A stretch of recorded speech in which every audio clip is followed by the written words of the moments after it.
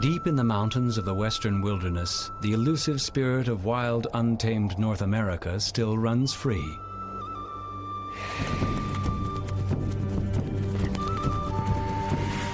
Once horses roamed free throughout the world.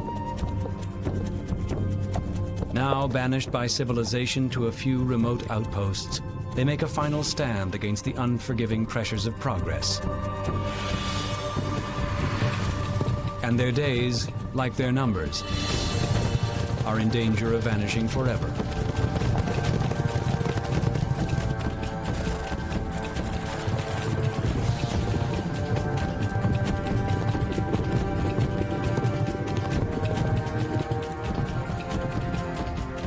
In North America, the wild mustang, once numbered in the thousands, ruled the West and became a symbol of frontier freedom. But now, they too stand firmly on the brink of extinction.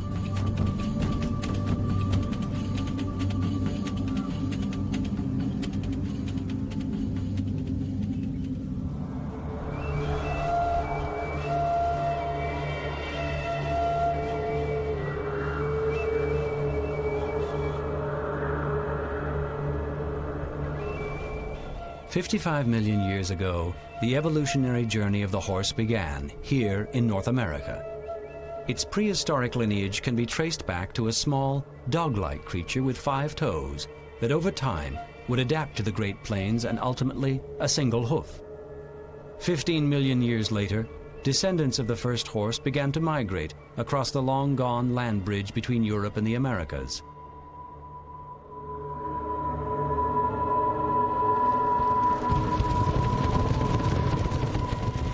As the glaciers of the last great ice age retreated 13,000 years ago, the mountain foothills became the feeding grounds for an abundance of mammoths, camels, bison, musk oxen, and large herds of pony-sized horses.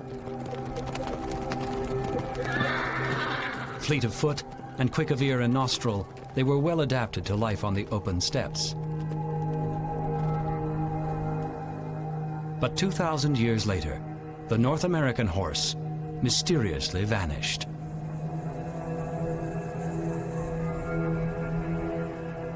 In 1996, on the drought-stricken bed of Alberta's St. Mary Reservoir, local schoolteacher Shane Tolman took a walk into history.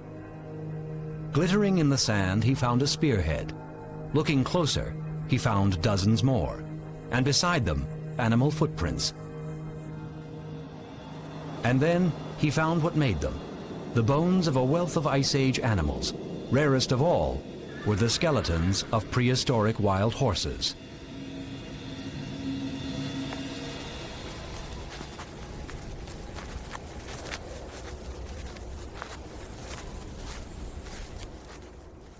Intrigued with the news that animal remains and human artifacts had been found in the same place, a team of scientists went to investigate what became one of the most significant archaeological discoveries in North American history.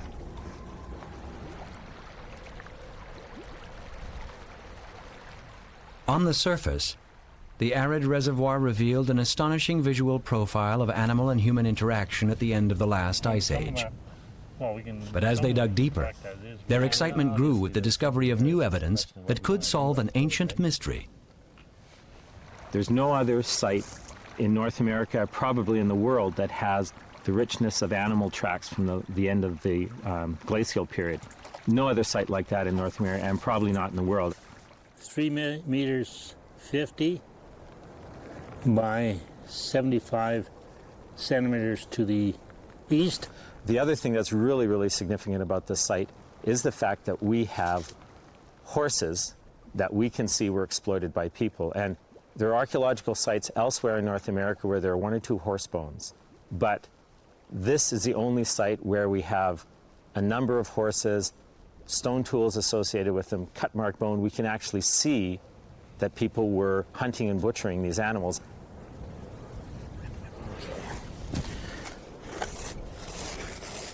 Using the carbon-14 method, the site could be dated to about 11,300 years ago, when southern Alberta looked a lot like Africa's teeming Serengeti Plain, and herds of ancient animals roamed its grasslands. We lost there for a carbon-14 date. It was also the time when many of these remarkable creatures began to inexplicably disappear. Although several unproven theories exist, the horse skeletons and native artifacts found together at the site are the first solid evidence that hunting was a contributing factor.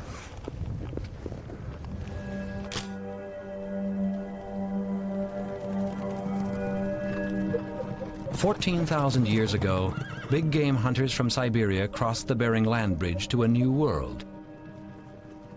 Using simple stone-tipped spears, the first North Americans were fearless predators, but no evidence existed to suggest they were also hunting wild horses. These points were all found at the site. These two actually had horse protein residue on them, and that's the key thing. When you find the people's tools, in particular weapon tips, covered in the protein residue of the horses, well, there you are. That's pretty clear proof that they were actually using these in hunting the horses. The lure of a constant water supply for hundreds of animals made the banks of the ancient river valley an ideal ambush site. Spear tips found and dated here prove that human hunters were doing just that as far back as 13,000 years ago. It's telling us a slice of our history that we had no clue about really before at all. And of course, because some of this stuff is totally unique, it's giving us a slice of, late Pleistocene, early Holocene, right at the end of the Ice Age, a slice of animal and human history at that time. The issues about how the horses went extinct here in North America is complex. At the end of the Ice Age, there's a great deal of change that's happening in the environment. And into that, you throw suddenly a new predator on these animals, and that would be humans. Then maybe that tips the scale, just in terms of, being in the wrong place at the wrong time.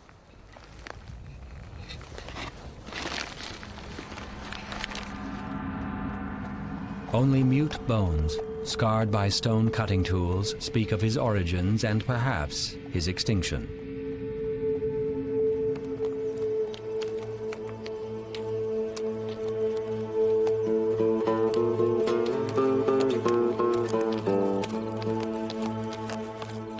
But 11 millennia later, the journey of the North American horse would continue. In 1519, conquistador Hernando Cortés reintroduced the horse to its evolutionary birthplace on the east coast of Mexico.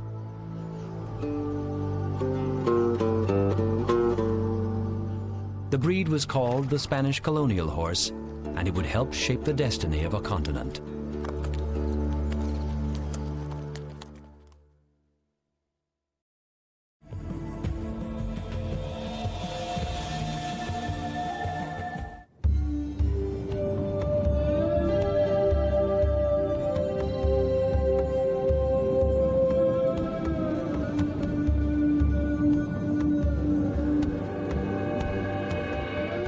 In 1808, the first white man to cross the Canadian Rockies and enter the Namaya Valley reported meeting Indian warriors on horseback here, riding swiftly across the plateau. Today, not much has changed for the Henigwitine First Nation, who can't remember a time or a life without horses.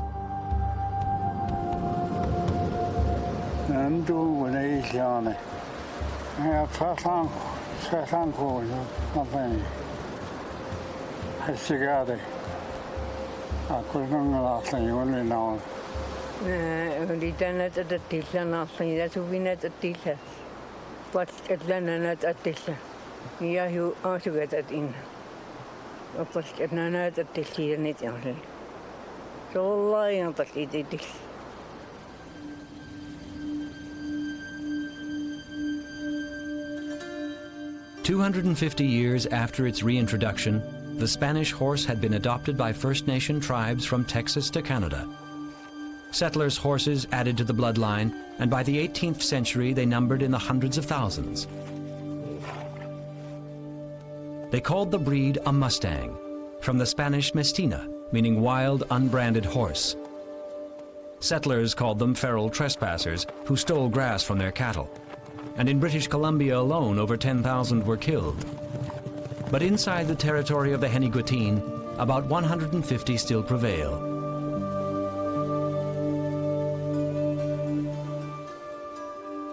Isolated deep in the interior, the land of the Henigwitine is the Brittany Triangle, a rare, pristine ecosystem that has never experienced the effects of logging or mining.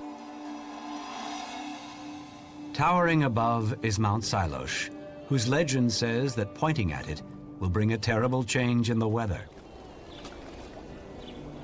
To us, it's a sanctuary for the wild horses, for the people. It has been the way it is before European contact, and today it's still the same. We always hunted, we always fish, we always food gather, we always prepared for the winter. A lot of our people, use the land, live off the land.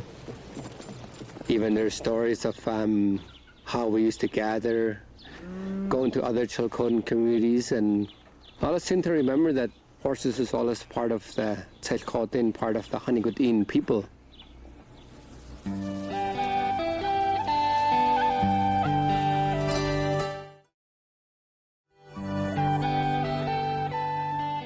Unlike the beaver or bear, in Canada the wild western horse isn't classed as wild, or even a mustang, although its origins or genetics have never been studied. But to the people who've lived here for thousands of years, it's one of nature's gifts that helped create one of the last surviving horse cultures in North America.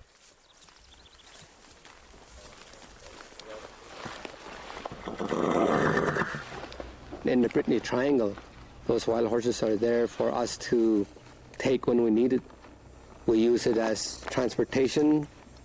We use it as recreation. Our forefathers before us have used those and trained these wild horses. And these wild horses being part of us is something that we don't want to lose.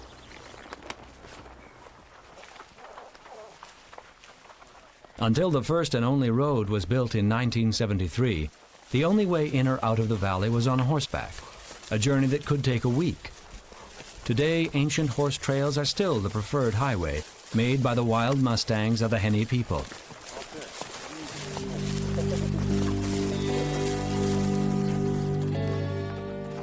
Recognized in the United States as an indigenous breed, mustangs are smaller and lighter in the hindquarter than the modern quarter horse. Marked by long tails and generous forelocks, its Spanish origins are most notable in the convex profile of its Iberian head. Well adapted to life in the wild, the mustang's historic role in the culture of the Henigwitine has withstood the test of time.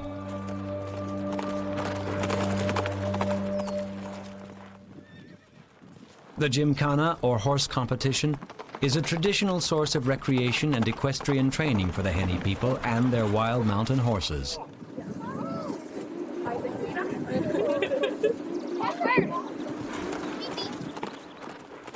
Barrel racing is a popular sport, and the corral, like the baseball diamond or hockey arena, is a common social gathering place.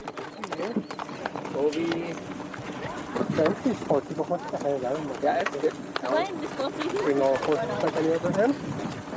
I guess so, right? Harry Sita is the warden of the Namaya Aboriginal Nature Reserve and a respected horse trainer who's captured many of the band's current wild stock. This is a coyote. It came from the Connie Lake side hill. And I caught him when he was 1 year old. He's 5 years old right today. And look at him. We got a lot of uses for these horses. Horses like a cayuse. We use them for mountains, pack trips, things like that. It's ironic that Harry would use the word cayuse to describe a native horse. It comes from the Cayuse Indians, a tribe that ceased to exist a long time ago. The only mechanic you have to do on these horses is just put shoes on them. That's all you do. And no flat tires. You can go 12 hours a day. You don't have to worry about gas or breakdowns. Or these guys just need grass and water. That's about it.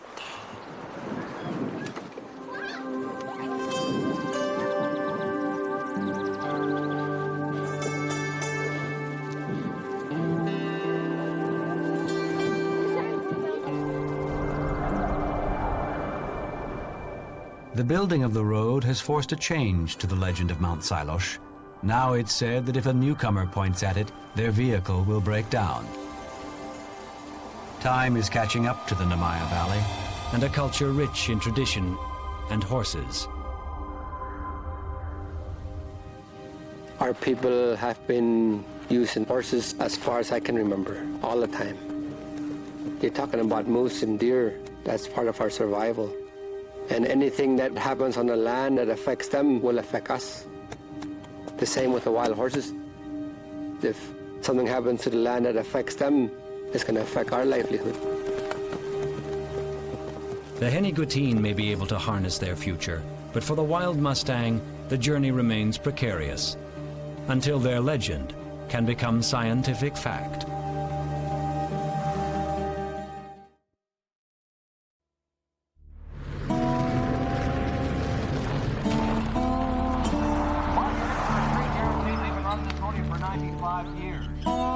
Ranches on the eastern slope of the Rocky Mountains were founded by men on horseback. Cowboy culture is still alive and well here, and celebrated in towns like Dog Pound, Alberta, site of one of the world's oldest rodeos.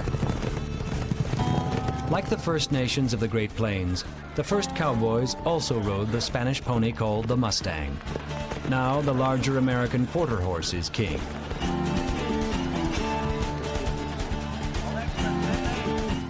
But a century ago, it was the wild Mustang who bucked the hardest and drew the crowds. Today, only a few small herds remain, and their place in frontier history almost forgotten. I learned to ride before I learned to walk. 94 years ago, my mother used to take me with her on the saddle horse, and you know, we had enough wild horses at that time. They was really beautiful. They'd stand on a ridge and they'd watch you. They wasn't afraid because nobody'd ever bothered them until the meat hunters started chasing them. They wasn't any wilder than the other animals. Now they're the wildest thing in the bush. And pretty well the scarcest too. The eastern slope is a vast territory of ancient rock and lush valleys, ideal for grazing cattle and horses. Deep in the foothills, Hummingbird Ranch is the home of Slim Davis.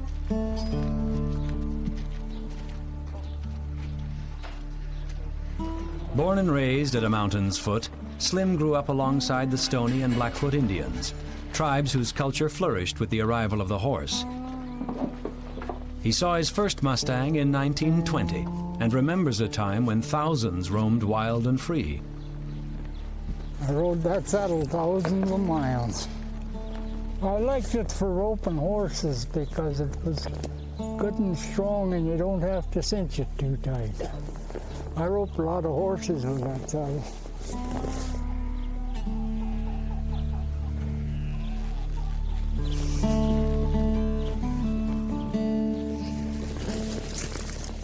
It was a lot easier for Slim to saddle up 80 years ago, but once on, it's still tough to buck him off. But don't. Slim's no scientist, but a lifetime in the Rockies has made him a wildlife expert in his own right. And during most of it, he's fought hard to protect the wild Mustang.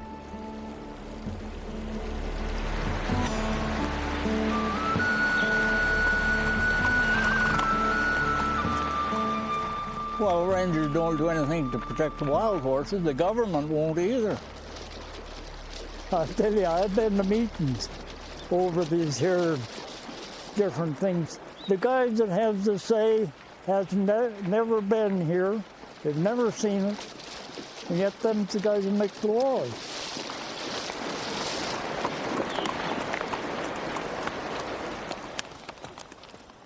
Like British Columbia, Alberta considers all wild horses to be feral and allowed thousands of them to be killed off. In 1974, Slim convinced the government to outlaw hunting them on public land, but their numbers still declined. And now it's rare for even Slim to see one. There never was a big bunch of wild horses. There used to be many little bunches. The only natural enemy that wild horses you got is the wild horse hunters. Cougar might kill the odd colt, but not likely. And the wolves just can't get into a pack of wild horses. When there were lots of wild horses, there were lots of mule deer, because when the wolves would bother the deer would run to the horses. So that was just nature's way of doing things.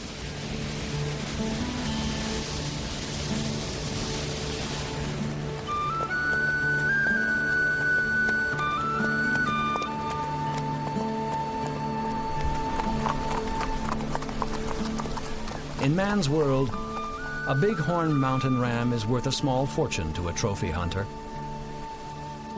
But after fall hunting season is over, goats, deer, and moose are all protected by strict wildlife laws, while the wild horse remains fair game.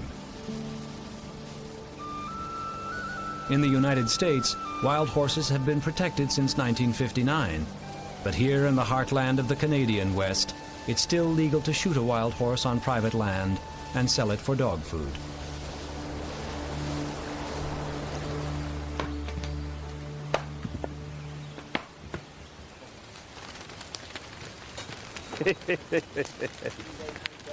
Well, how come we're still here? Slim's too old now to take his fight to the government.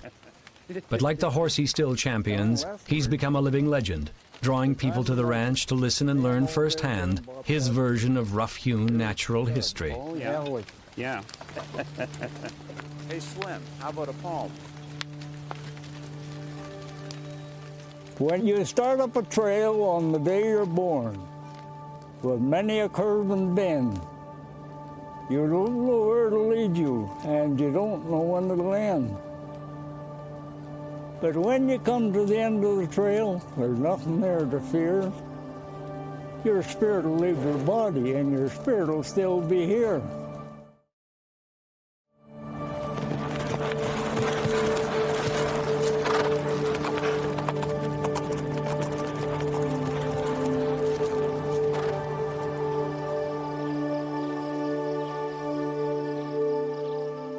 Haunted by visions of trails plowed under, today old cowboys can only dream that some things, priceless, will survive the steel wheels of progress. I'd like to see the wild horses protected, what's left of them. Well, I'd like to see them left anyway, some, you know, because they're not hurting anything, and they got a right to be here. They was here before people was. And these guys say, well, their horses have got away, you know. I know better than that.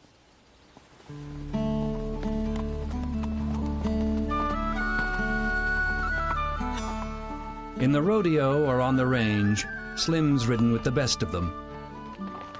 His trail may be coming to an end, but at least he knows that somewhere out there the last wild mustangs still run free.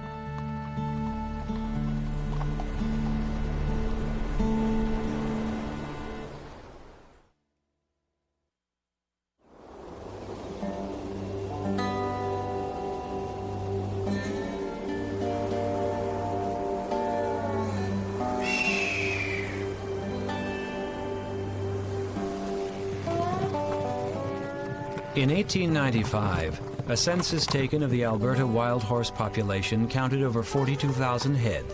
Today, about 300 remain. After running for a century from the pressures of progress, their behavior, like their numbers, has changed dramatically. Extremely sensitive to every sight and sound, they now prefer thick forest cover to graze in rather than the open range. But so far, they've beaten the odds, prevailing over hunters, harsh weather, intense grazing competition, and a high infant mortality rate, conditions that domestic rejects couldn't survive for even a decade. In the lexicon of nature, these are wild horses.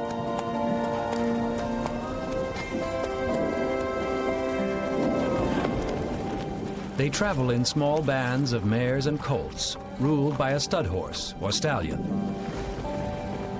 He maintains his band year-round and controls it with an iron will. The band will establish a home range of about 15 square miles and mark it with manure that send a scent warning to rival stallions. The Rockies are the northern limit of wild horse country. Winters are severe, and often the snow is too deep to forage unless a warm Chinook wind decides to blow.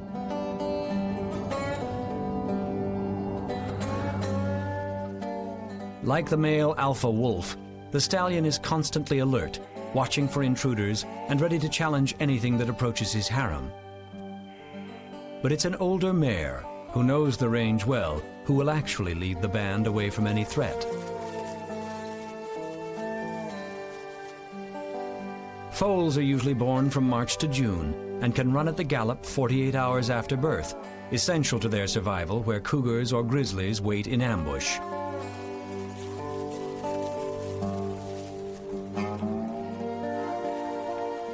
Cowboys claim that it's impossible to break a mature wild horse. The only way is to capture them young, at a year or less.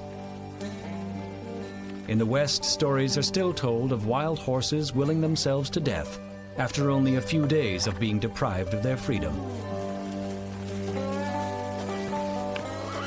Horses are extremely social animals, but for wild horses in particular, the band is crucial to survival. They keep together to fight off predators or to stay warm in a blizzard. Always there's a sentinel, watching for danger and allowing the rest to graze or sleep in peace.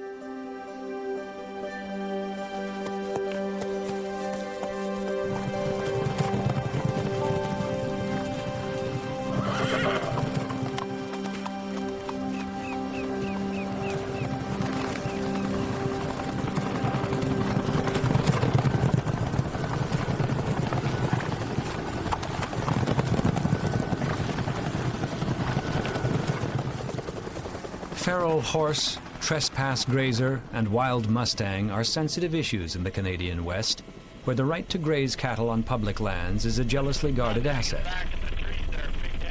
Eldon Bruns is a wildlife biologist with the Alberta government.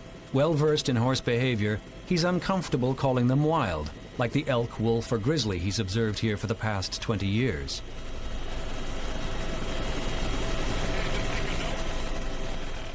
We've got around 300 head of horses. It probably has been up to 1,000 in the past. So the government is trying to maintain them roughly at that level for the last several years. If an area seems to be increasing, they will allow ranchers, outfitters, cowboys that are interested, they will allow them a permit for a designated area to come in and catch wild horses. The government's mandate here has never been to define the terms wild or feral. It's politics and money.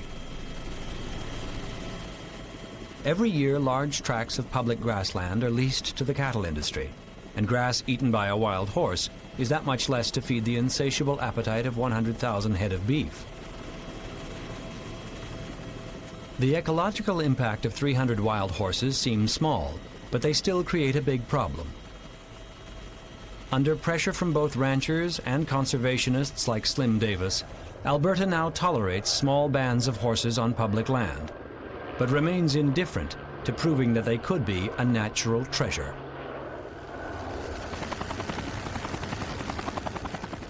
As far as tracing their genetics back to the original Spanish Mustangs, there probably is a little trace in there, but it'll be pretty thin.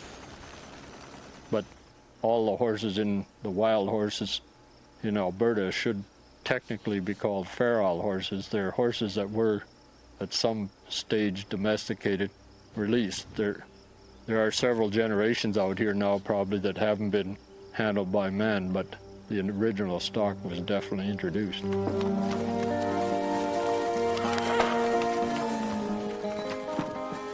The question is, who introduced it? A rancher or a conquistador? Since the West was opened, Though the number of wild horses has dwindled drastically, it has never completely vanished. Historically, the bloodline can still be traced unbroken from 16th century Mexico to present-day Alberta as one genetic heritage. But since no one has ever genetically tested a wild horse in the Canadian West, no one really knows for sure. Like the old Hollywood westerns, the Mustang is still part fact and part fiction.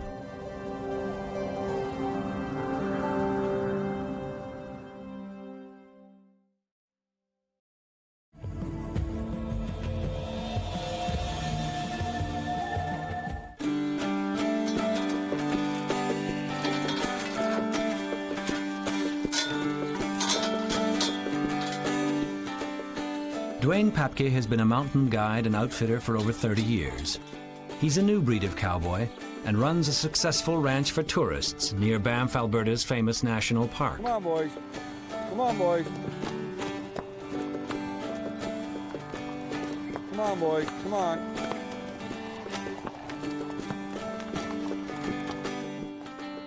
Every summer, people from around the world come here to experience the lifestyle of the Old West. A big part of the draw are the elusive bands of wild horses who found refuge in the remote backcountry. Like a lot of modern cowboys, Dwayne's skeptical of their Spanish origins, but he can't deny their important role in his own Western heritage and his business. I have a great love for the wild horses.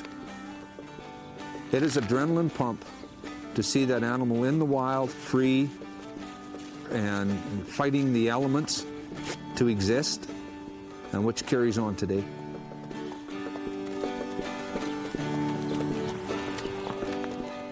You'll go through a valley where you might see 50 to 60 head of these wild horses, and they're just little different bunches. To me, that is one of the greatest views that you want to set your eyes on.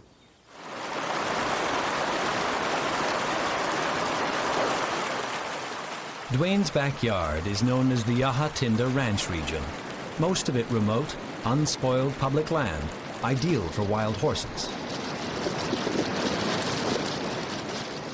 There's a few more people in the area besides myself.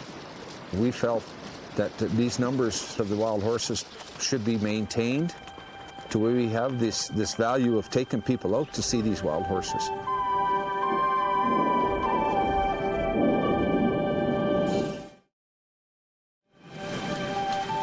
You look at some areas with easy access, we find that the numbers dwindle in them areas a lot faster than the more areas that are rugged and hard to get at. The Yahatinda is a designated wilderness preserve, and the only grazing competition for wild horses here are other wild animals like the elk. Ironically, it too is a reintroduced animal, but strictly protected.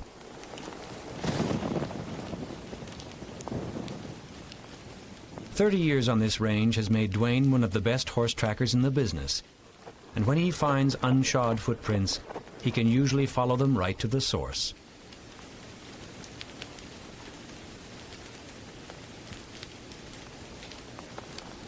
It's just a 4-year-old stud. He's all by himself. The reason he come in to look at us is here as we spooked him off of the flat. Being by himself, he's pretty leery of us.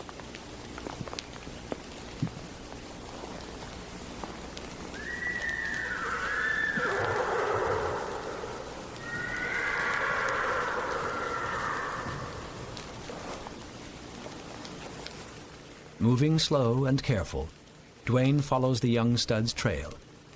He could be part of a band of bachelors driven from their herds by the dominant stallion until they're older and strong enough to assert their right to breed.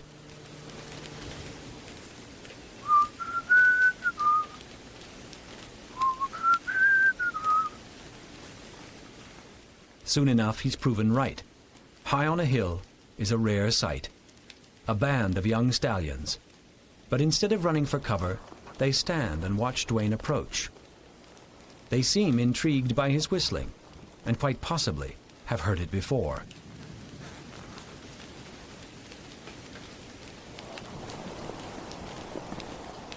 By nature, these animals are extremely nervous, especially of man. and only the stallion will dare approach an intruder to learn whether they are friend or foe. It's a rare moment for these horses too. This is a human who poses no threat.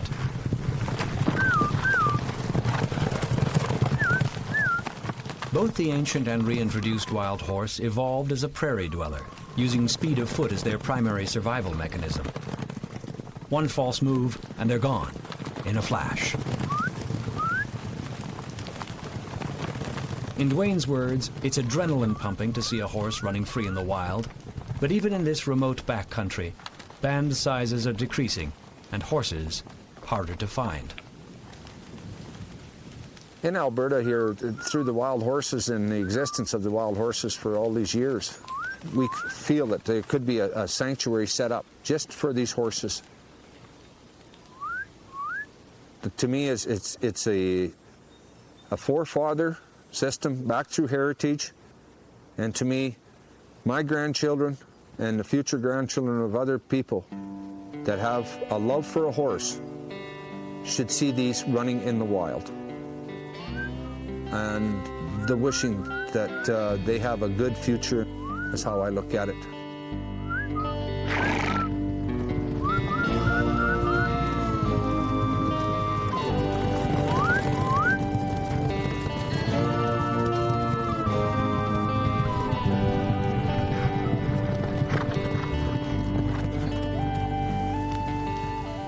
Dwayne even has a name for his wild mountain sanctuary. In an upland meadow at the headwaters of a glacier-fed stream, a place called Wild Horse Creek. But for the wild mustangs of Alberta, getting there may be a long time coming.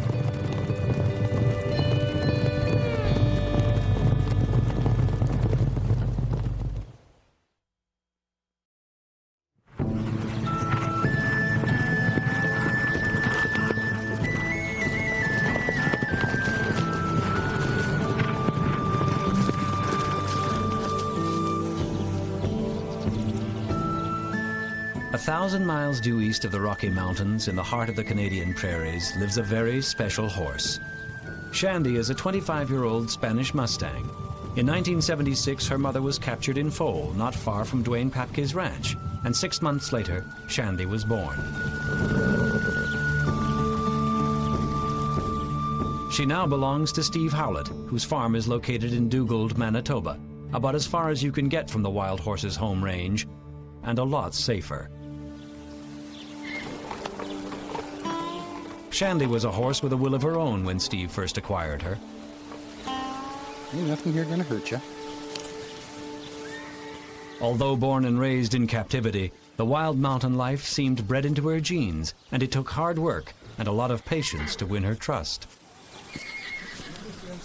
And the first thing I remember about her was the fact that, oh my God, she's so small. My boss, an old cowboy, came up and he said, "What are you looking at?" And I said, "Well, look at her." He smiled at me and he says, "You know, you're going to wear the seat of your pants out before you wear her out." She was tough as nails. I think he's a little upset without you. Hey, honey. Steve Howlett, it turns out, is as unique as his horse. In the United States, scientists have genetically tested wild horses extensively and found Spanish DNA in at least 3 herds. But in Canada, only Steve Howlett has spent the time and money to test a single wild horse, Shandy. She had the same pattern as all of the sulfur horses from Utah, most of the Tigers from Oregon, and most of the registered Spanish Mustangs in the States. They all have the same Iberian pattern that modern horses don't have. Sir. Once he'd confirmed and registered Shandy's Mustang bloodline, Howlett began a one-man breeding program. Hoping to preserve his horse's unique pedigree, he recently brought another registered Spanish Mustang to the farm, an American stallion called Silvertip.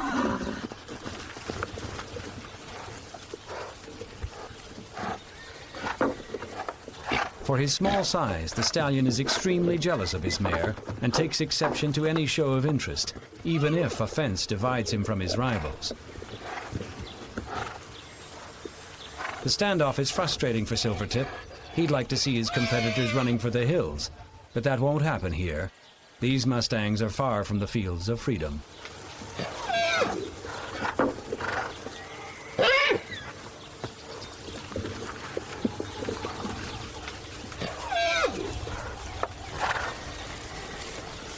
What's even more frustrating is having only one lonesome mare to bully around, instead of an entire harem.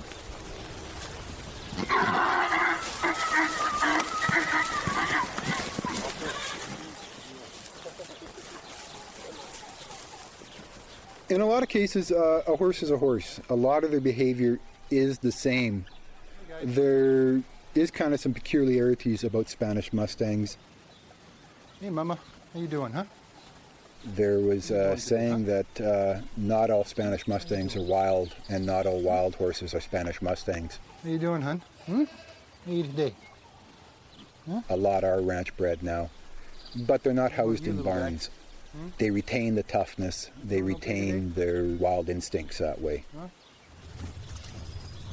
Silvertip was brought up to perpetuate her line. We're hoping for 1, 2, if we're really lucky, maybe three foals off her, that we can keep this uniquely Canadian line intact. And the more we have, the broader the genetics, the greater chance of survival these horses have.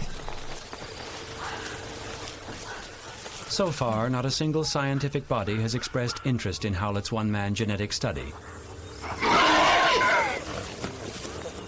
And although he's fought hard to protect the wild Mustang, she goes unrecognized in Canada. Today, Shandy is a mature 25, old for a horse, older still for a broodmare, and the odds of Silvertip breeding with her successfully are slim at best. She's the only horse from a Canadian wild herd that is registered with any of the Spanish Mustang or Spanish colonial registries anywhere. Shandy is the only living proof we have that these horses are descended from Spanish horses, that there is something special in the Rockies of Alberta and quite possibly in the Rockies of British Columbia. In the States, they seem to take great pride in the Western heritage that these horses show now. In Canada, we ignore them. I'd really hate to think that you would be the last Spanish Mustang that we have in Canada.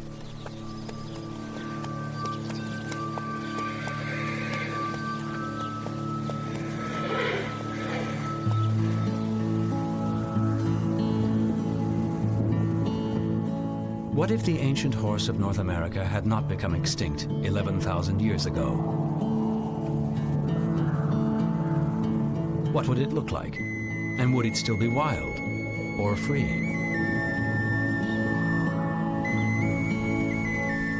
The answer may lie in its ancestors and their descendants, who now roam the world, including the new North America.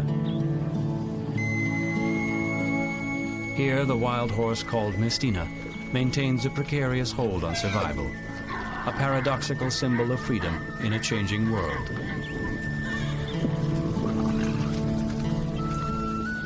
But wherever man lives on the planet, our treatment of wild horses echoes our response to all species of wildlife. And despite laws, or the lack of them, the saga continues at the horse's expense. No other creature has affected man's imagination, entered his soul, and captured his heart as much as the horse. For these reasons alone, we can't afford to lose any of them.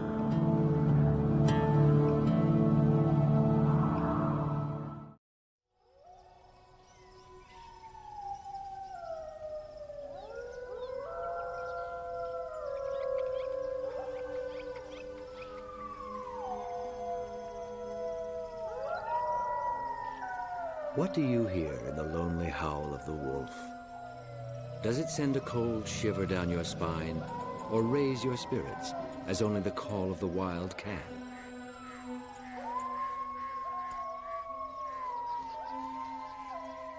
Myth, fable, and blatant lies plague the wolf like no other species. No more controversial animal lives. None is so hated. None so misunderstood. In the wilderness or in our living rooms, the howl of the wolf speaks to us in many ways. Yet rarely do we listen.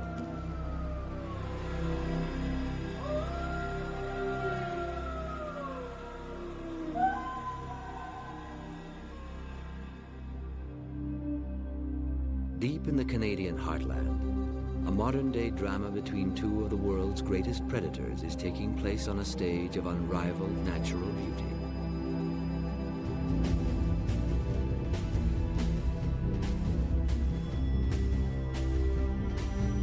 Algonquin Park is one of the largest and oldest wilderness parks in North America.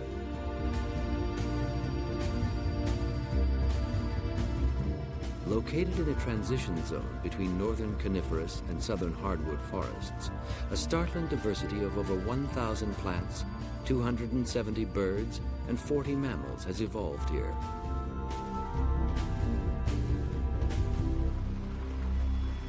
Observing wolves in the wild is a rare experience. Highly social, superbly intelligent, and extremely cautious, they're seldom seen, but often heard. Michael Runce was 3 years old when he first visited Algonquin Park. 40 years later, his childhood fascination has become a lifelong passion.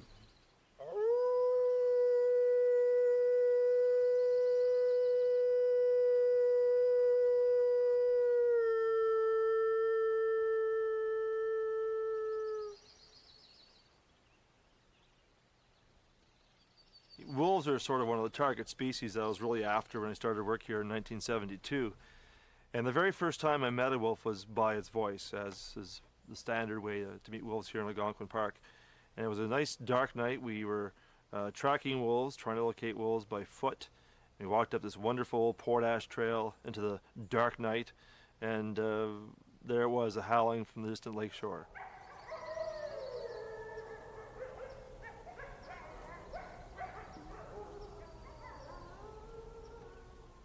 That experience was really moving, hearing the first wild wolf of my life.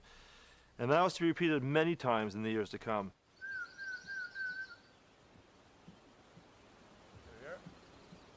Over those years, I've been supposedly working, but really just enjoying myself. This park is a phenomenal park. It's one of these places that is unique for its feel.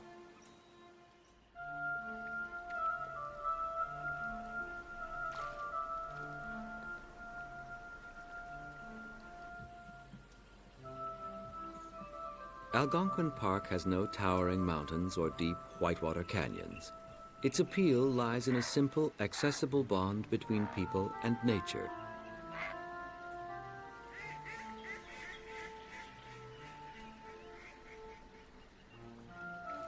For many, it's the site of their first canoe trip, their first sighting of a moose or deer, their first symphony of wolf howls by starlight. But the park is wild, complex, and fragile. A place that takes a lifetime to know intimately.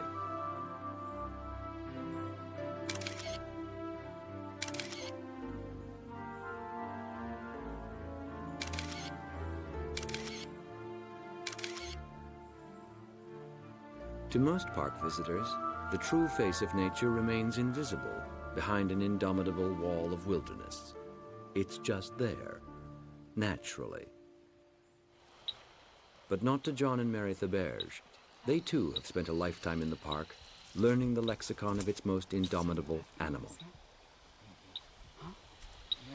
My relationship with Algonquin wolves began by chance when I was assigned to a wolf biologist named Douglas Pimott, who worked for the then Ontario Department of Lands and Forests when I was in grade 13. We knew nothing about ecology of wolves. We were starting at sort of square one. He wasn't keen on getting into radiotelemetry, which we've used extensively, and found out a lot about wolves from the technology was young then and uncertain. So we used howling to try to find wolves, and I canoed the park twice over at night. It's only in recent years I've seen a lot of these lakes, howling at them and conducting census work.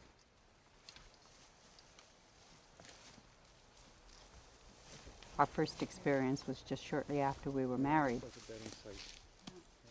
And John suggested that we come for a canoe trip up to Algonquin Park, and I naively said, well, do we have a tent? He said, no. I said, well, where will we sleep? Well, under the canoe will be fine if it rains. So as it happened, it did rain during the night, and the sleeping bag was completely wet. Fog came in and just blanketed the whole area. In the morning when we got up, you couldn't see anything, but we did give a howl and had a response from some wolves and decided to paddle out to where the response came from. And gradually the fog did lift, and lo and behold, just above us on the rock, 3 wolves appeared. Well, I guess I could have had my walking papers at that point and left the marriage, but I didn't. It was the most exhilarating experience I had. It was my introduction to wolves, and 37 years later I'm still here in the game.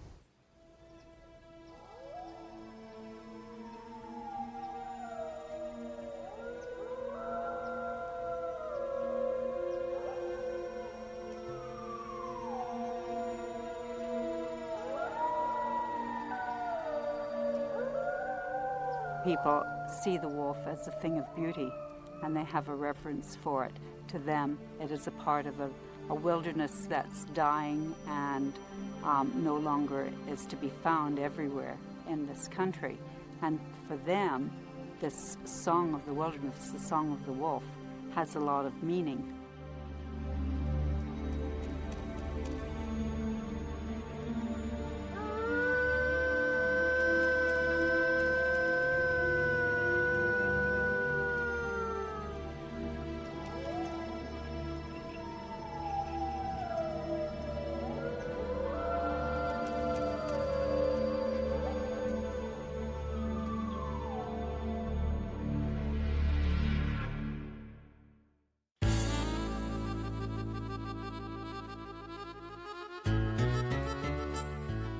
Established in 1893, Algonquin Park is renowned for its lush wilderness and diverse wildlife.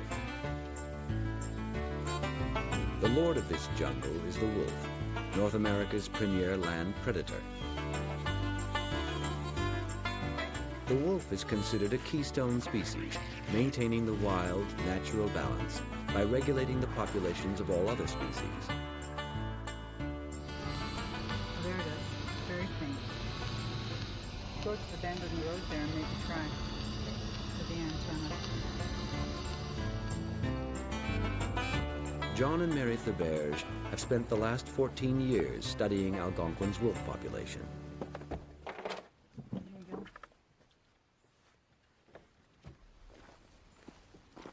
Although they rarely see one, they know more about the wolves here than anyone else in the world. By tracking radio-collared animals, they can analyze movement patterns and ultimately wolf behavior, most of it hidden behind the facade of thick forests. Do you have a bearing on it? Just a minute. It's faint, so it's not going to be a great bearing, but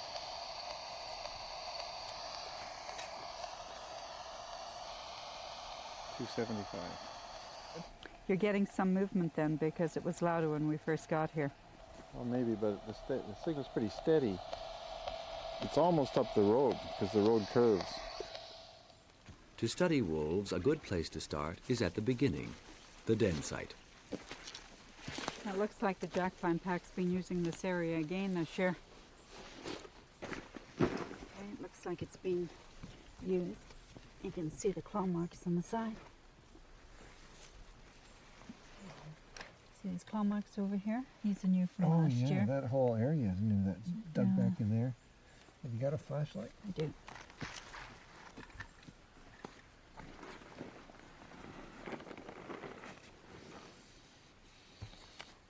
And there's more claw marks.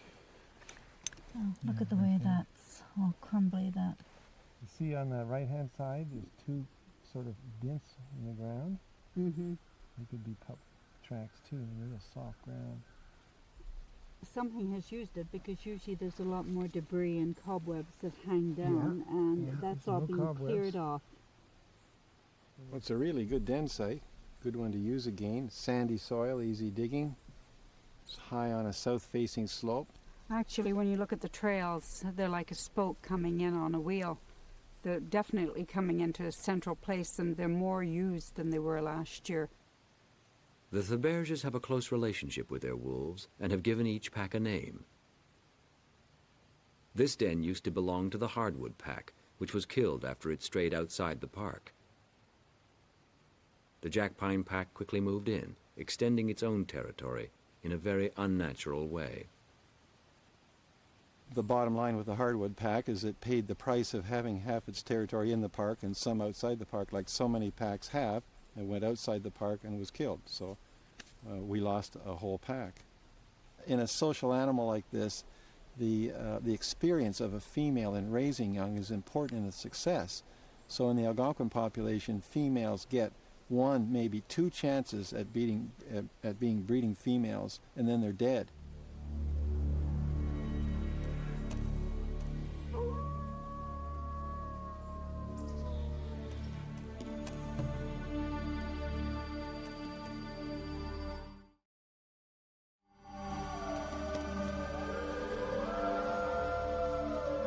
After a decade of research, the Thaberges concluded that Algonquin's wolf population was plummeting to dangerously low levels due to merciless hunting outside the park. Their conclusions created a controversy over the protection of wolves, but it was only the beginning. In 1998, after several more years of genetic analysis, they made an amazing discovery. One of the really big surprises in our research, which we thought was a study of the gray wolf, is that that's not the wolf that's here at all. To everybody's surprise, the genetics results discovered that we really have been studying the red wolf, not the gray wolf. There's 2 species of wolves in the world, both live in North America, the red wolf and the gray wolf. The red wolf was thought to live only, well, it lived only in eastern North America, supposedly from about the southeast, from Virginia south to Florida. Gray wolves inhabited the rest of North America. But red wolves became extinct in the wild in about 1965 or 1970. There's only one wild red wolf population that was reintroduced at great expense by the U.S. government in North Carolina, some captive stock. So this looks like a species about to go out of existence, and to everybody's surprise, we suddenly find another population of it, and it's here in Algonquin Park.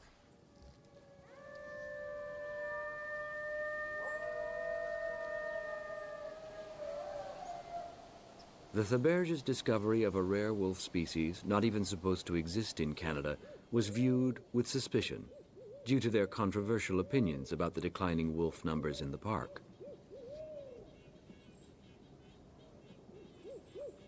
Even Michael Runce wasn't convinced at first. In the early years, we always wondered why the animals here were so small and more brightly colored. I've seen wolves in northern Ontario, and they're quite a bit different looking. They're bigger and more gray.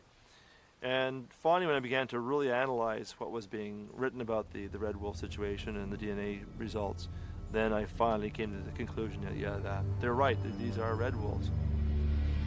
Almost overnight, Algonquin Park had become a fortress for one of the world's rarest animals. But could even a park protect it?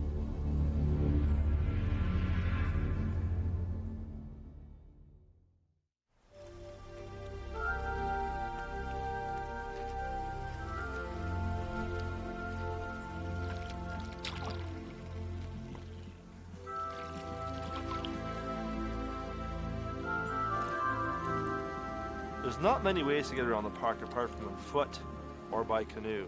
But that's the beauty of the park. It's got this great network of lakes and rivers and streams, and you can paddle almost anywhere.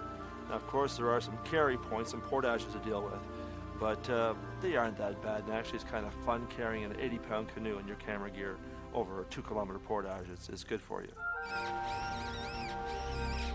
Algonquin Park is laced with 1,600 kilometers of canoe routes, and Michael Runce has probably traveled on every one as a leading park naturalist and photographer.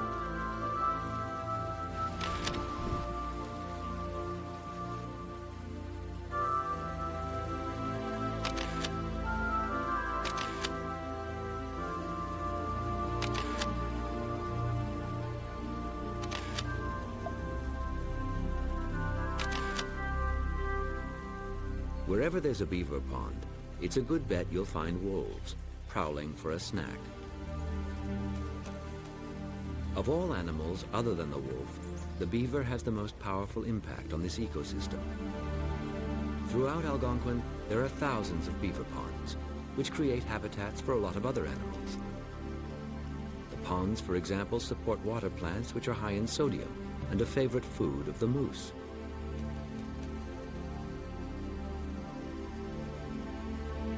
But with so many beavers around, without the wolf to regulate their population, Algonquin Park could become one gigantic beaver pond. And with the decline in the park's deer population, the beaver has become a major new food source for the declining wolf population.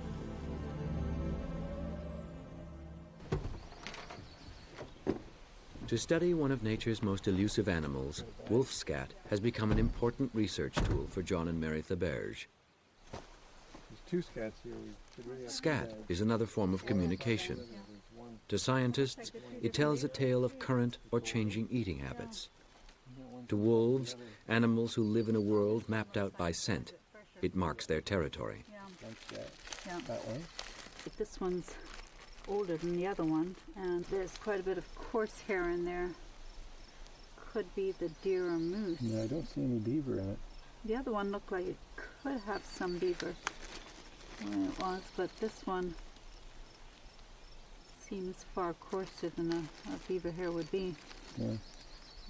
Well, there are no tracks on the road either, so. Okay. We collect about 1,000 scats a year, and from that we can analyze what the wolves are eating. Their diet consists of approximately 1/3 beaver, 1/3 moose, 1/3 deer. This has been different from the 1960s, where the diet was primarily 80% deer. Wolves defecate not just for the normal purposes, but they also mark their territories with the scats. That's why we left part of the scat there, because if we didn't, we would take away this territorial marking. Other wolves come along and realize the territory's occupied. That olfactory sac is 14 times larger than ours, and some behaviorists have estimated that their sense of smell then is developed 100 times more than ours. So that offers a whole spectrum to them that we don't have. It can read a whole story into the scent path of various animals.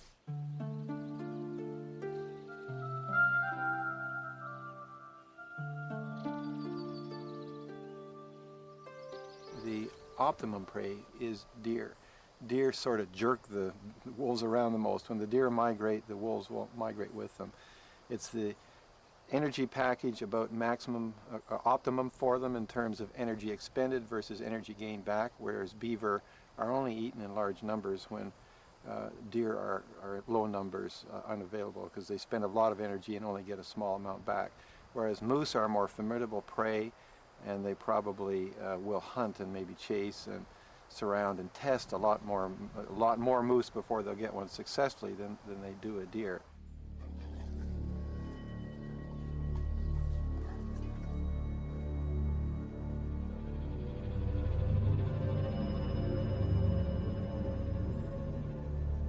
Algonquin wolves do eat more beaver than most other wolves, but deer remains their primary food source. Hunting in packs, they prey on older or weaker animals, which are easier to hunt down. And when they do, their legacy as the world's most ruthless land predator is easy to understand.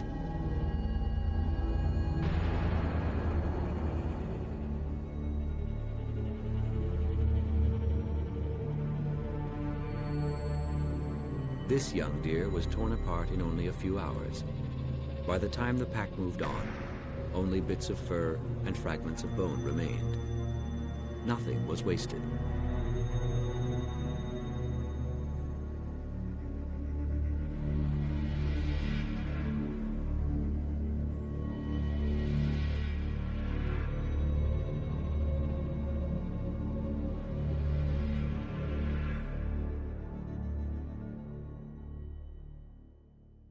Got some really fresh wolf droppings over here. Probably no more than a day old at most, if that. It still looks wet actually where they urinated too around them. So there is a wolf not too far away. Maybe up here somewhere.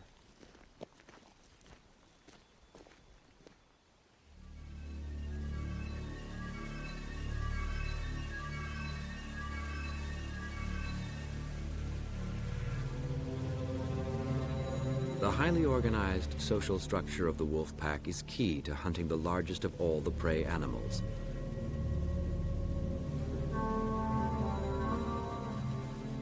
Weighing in at over half a ton, it takes the combined energy of the entire pack to bring down a moose.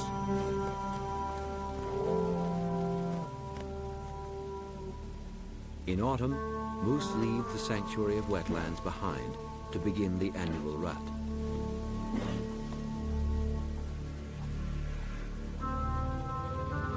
Exposed on dry land and hampered by thick underbrush, they become easier prey.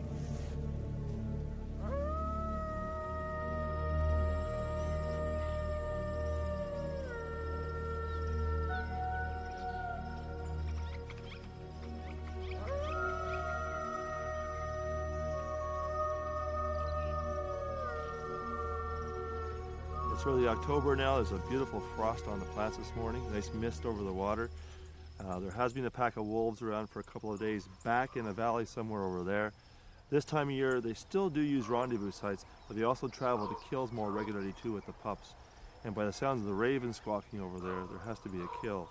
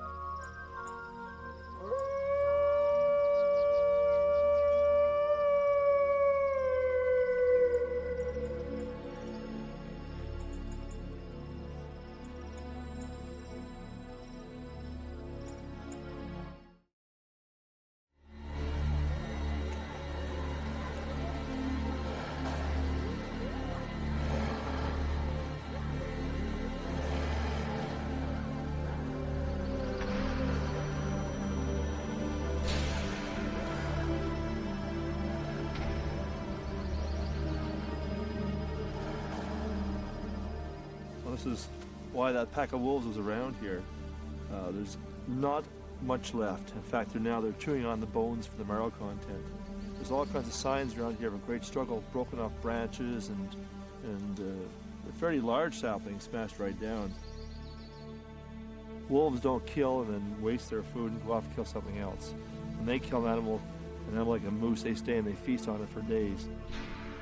And this animal here fed not only wolves, but ravens and perhaps fisher, marten, even a fox.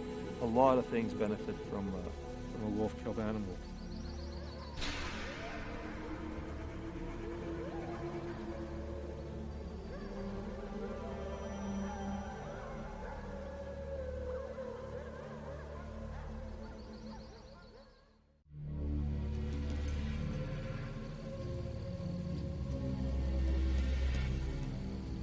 No one else in the world has collected as much comprehensive wolf research as John and Mary Theberge. Their most important tool is the radio collar. But before they can track this elusive predator, who can see, hear, and smell much better than humans, they have to catch them. We have to approach the animal very quietly and very cautiously, not for fear for ourselves, but because we don't want the animal disturbed. We don't want the animal to be too frightened. We don't want this. It's a harrowing experience for it, being trapped, being caught, and having humans approach, because most humans kill them when they're in this situation. Now, we could go up to it with a syringe and sedate it, but again, we find that the animal is so frightened of us that it develops a lot of anxiety behavior and begins jumping and trying to get away. So John will try to divert it, and I will approach it with a poke stick that's about 6 feet long, and it doesn't even notice this poke stick, and I close the syringe and inject it with the drug. We trap these animals. We do them with humane traps that are made for research with offset jaws and padded jaws and all the rest of it, and take all sorts of care not to damage these animals.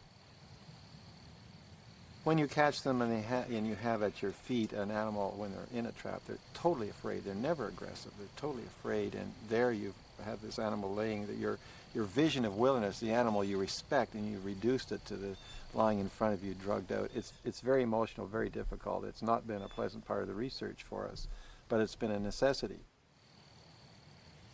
At that point, the next thing we do is put on the collar. We make sure the collar's working. We note the frequency, and we attach the collar to it, making sure that we have enough room that the animal, if it's swallowing a whole chunk of meat, isn't going to be choked by the meat, so there's enough room for the meat to slide down. But at the same time, the collar can't be so loose that it's going to be able to bring it up over its head. We measure the animal, and we look for any injuries, we look for disease, we look for mange. The animal's 282. And then finally we weigh the wolf before we let it go, and after that we can track it both from the ground and from the air. We've radio collared 173 wolves, and there's only one other study in the world that's radio collared that many wolves. Radio collaring is absolutely essential to know where they are in the forest, because you just can't find them and track them any other way.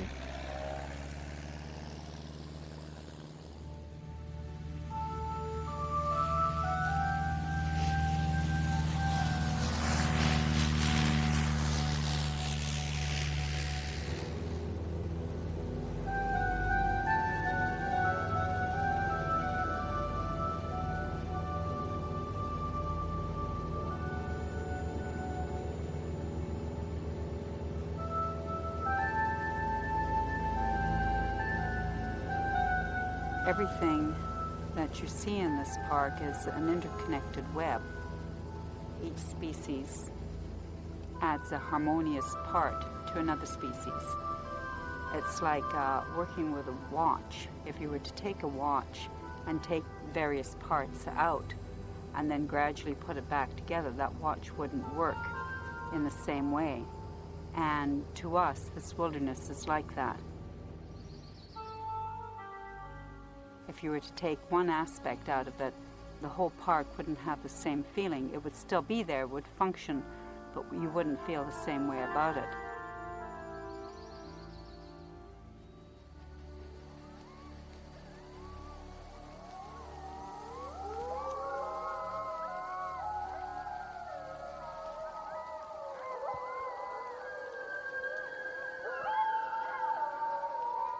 Often the wolves may be traveling a couple of kilometers away, and we may think of them as single wolves out there, but they're actually in touch with each other. They know where each other are. Their trails may braid back and forth now and again. They're really hunting as one unit.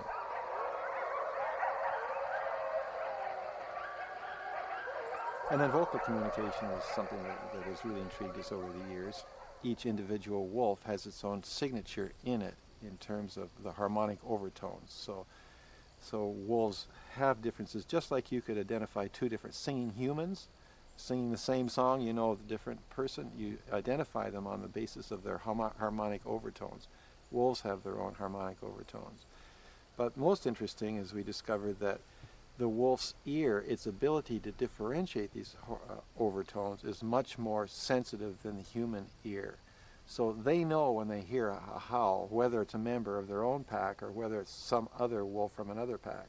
We have found that when two wolves have been giving the same resonant deep howls but haven't been together and eventually do come together, if one is a subordinate animal, it'll change the howl it's eliciting to a far more treble, timorous howl and not have the resonant tones in it. We found that when a wolf is killed, that the other animals grieve for it. We call this a mourn howl. It definitely descends in scale and has a very, very definitive sound of its own.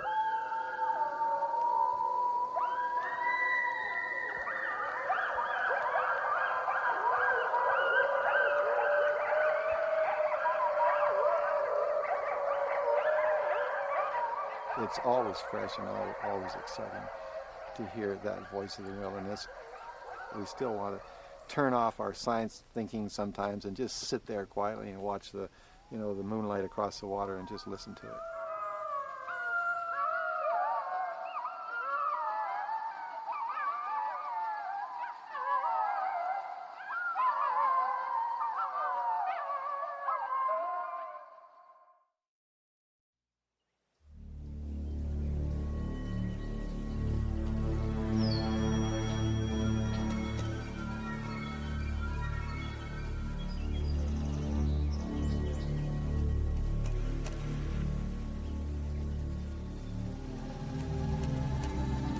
It is the wolf that makes Algonquin Park wild.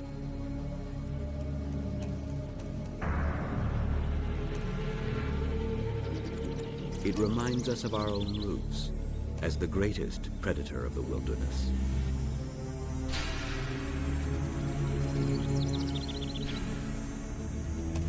Nature's harshest rules are rarely seen by visitors to the park. Neither are the unforgiving laws of the men who made it. Until 1958, wolves inside its boundaries were hunted almost to extinction by the park's own wardens. Even here, the perception of raw, untamed nature is not the reality.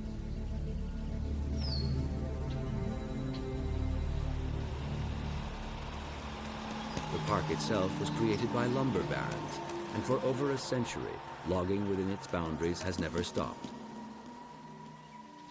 Hunting is also allowed in about 40% of the park's territory, although the wolf is not one of the hunted. But outside the park, wolves are still killed indiscriminately. As they track prey animals into the surrounding farmlands, old attitudes still prevail. The only good wolf is a dead wolf, even if it's a red wolf, one of the rarest animals on Earth. In this population, one of the most important discoveries of the research is that the main cause of death is humans. Close to 70% are caused by humans. And this is a park where they're supposed to be protected. Oh, there. That's a really good signal. More than half this population, which is about 150 wolves in late winter, spend some time outside the park. Outside the park, there are no game laws whatsoever to prevent their killing. People can kill them in any amount, in any time, anywhere, and not even report the kill. Are you getting it to the left or to the right of the water? Straight towards it.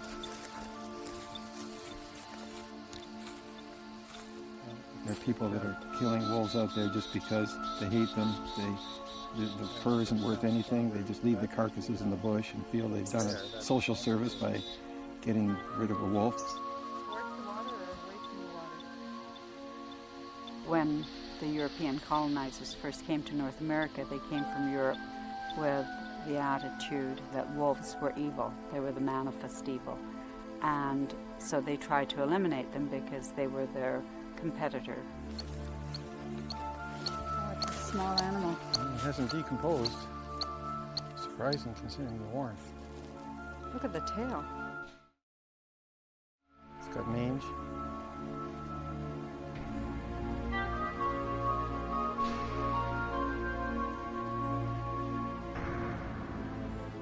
Basically, Ontario has the laxest laws for protecting wolves anywhere in North America or in the world apart from Russia.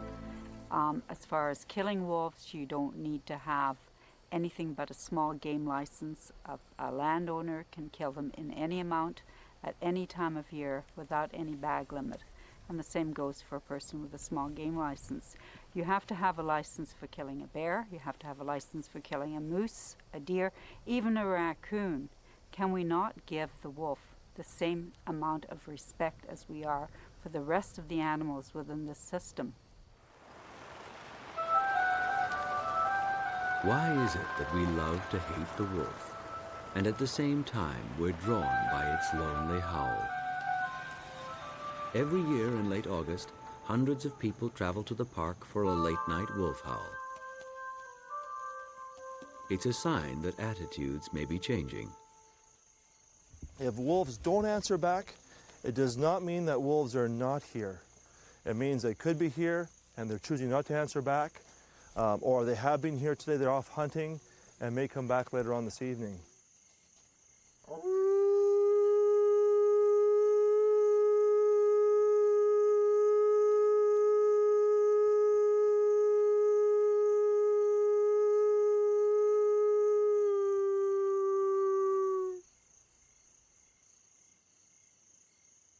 no matter if the howl is held on the side of a busy highway or if it's held on a very quiet back road in the park, it doesn't matter. It's the sound of the animal that really ties the people to the wilderness that the park really supports.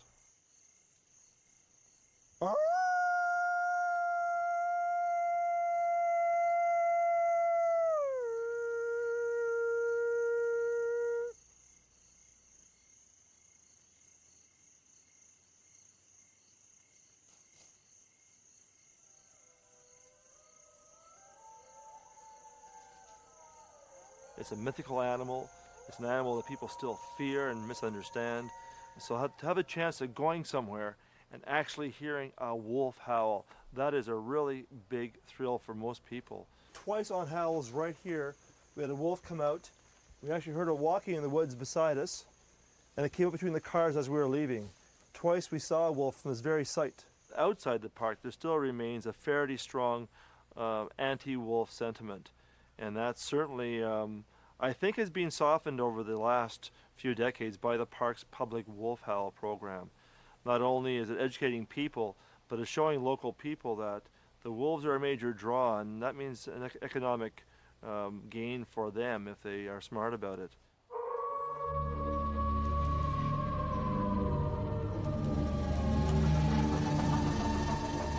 If you consider the wolf as a beautiful animal, it's the distillate of wilderness. It lifts your spirits. You have an empathy with that animal. Also, it is a reflection on how comfortable we are with the wilderness. If you're comfortable of being out there in the darkness and you hear that sound, to you it's almost a communion with nature.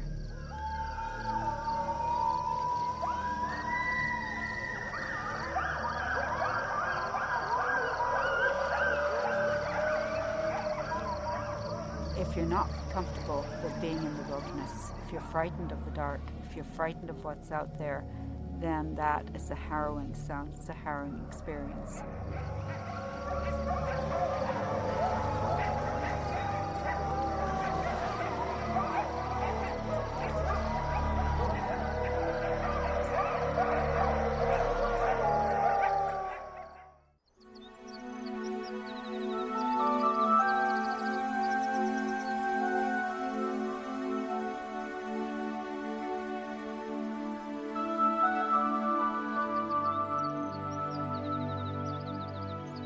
Spring is a time of rebirth in the wilderness. As the snow melts, animals awaken from their long winter's night to feast once again on the bounty of a new day. As winter gives way to spring, the residue of nature's most unforgiving season is revealed. A young wolf, too small and weak to survive the harsh cold, like many of the myths about Algonquin Park, is not what it appears to be. No, it doesn't have any broken ribs. It doesn't have any broken legs, and basically no skeletal injuries on this side. No, it looks fairly intact. The head is all intact, the head area here. It's got lots of flesh on its shoulders. I don't think it's starved. Look at that nose. Now that is not a wolf nose. That's a coyote nose. And these animals are losing a lot of their genetic integrity. This animal is far more coyote-like than wolf-like. And yet it's an Algonquin Park wolf, even though it's died out in the farmland, and it's the future of the Algonquin Park wolf population. It's hard to think of this being an efficient predator on moose. It's just too small. In the years of our study, in just 14 years, the percent of females less than 50 pounds is statistically greater, so the animals are getting smaller.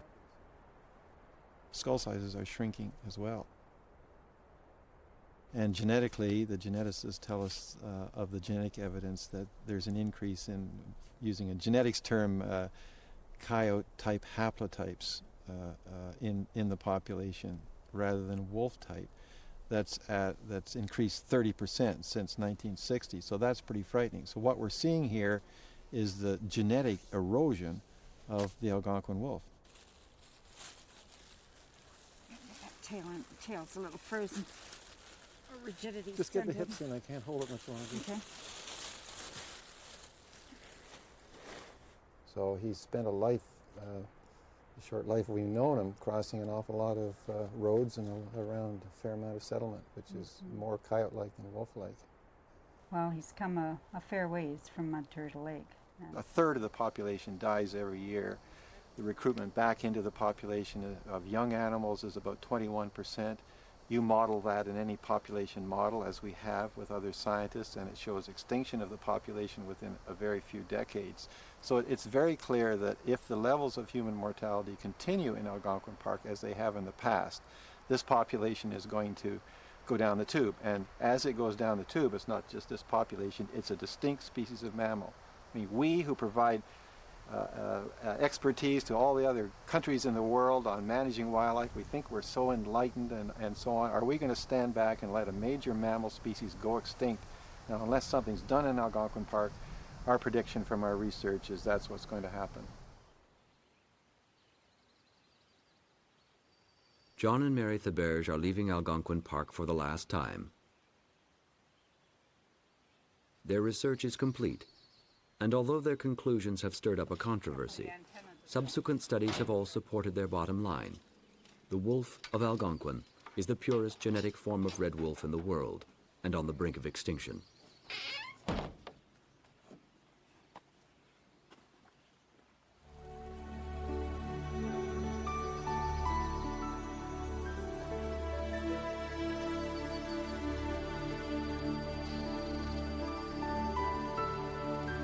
In North America, there has never been a documented case of wolves hunting and killing a human being. Yet no more controversial animal lives. None is more misunderstood.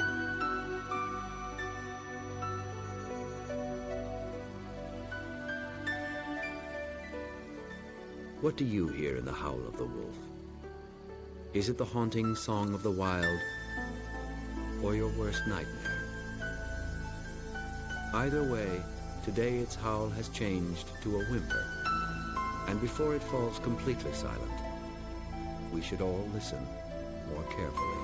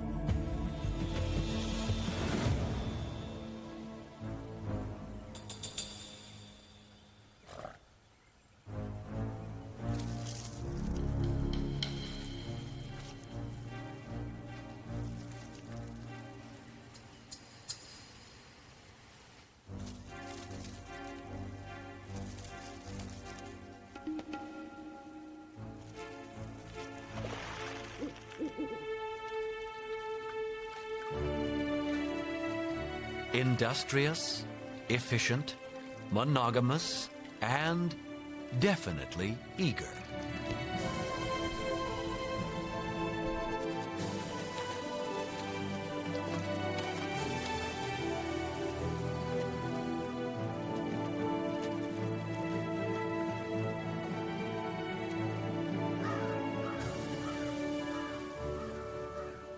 The Canadian beaver is cutting down forests from one end of the planet to the other.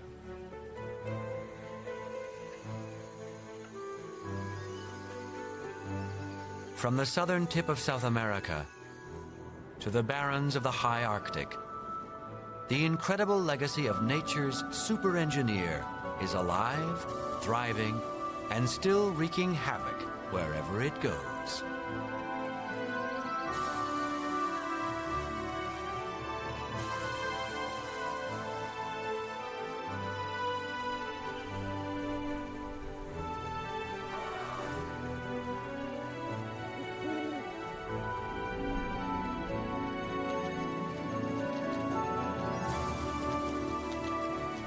With a dexterous front end engineered for land and powerful hind feet webbed for water, the Canadian beaver is well designed to bridge two worlds, where water meets boreal forest.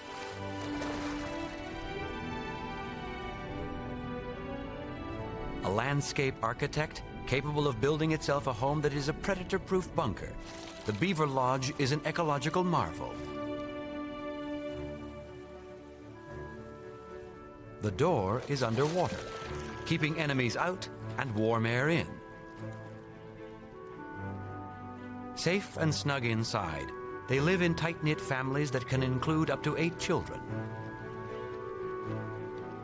No other animal on Earth builds anything like this. It is the beaver's edge, enabling it to colonize a hemisphere. Of all nature's creations, only coral and man have had a greater impact on our planet.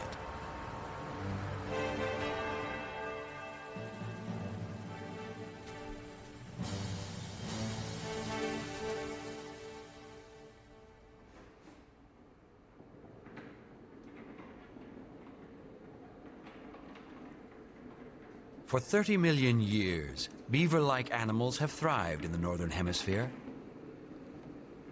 Paleontologist Dick Harrington knows this giant well, the largest beaver species the world has ever known. The giant beaver originated about 3 million years ago. It developed in size, of course. This is probably the equivalent of a black bear in size. You can see, how big that is. And that if you had a black bear standing on its haunches, it probably wouldn't be very different from what we see here.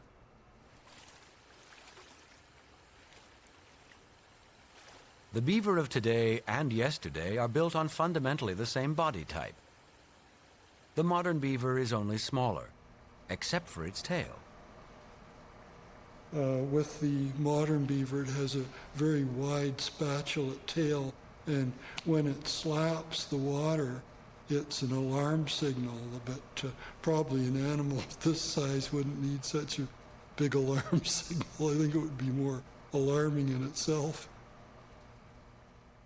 The giant beaver died out 10,000 years ago, but the search continues for the ancestor of all beavers. There is probably a common ancestor. It begins with Dipoides here, this really small beaver that we found on Ellesmere Island about 3.5 million years ago.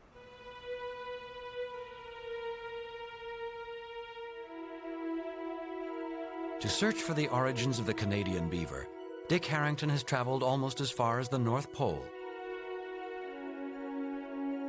Here, 1,500 kilometers above the modern tree line, a super beaver once thrived.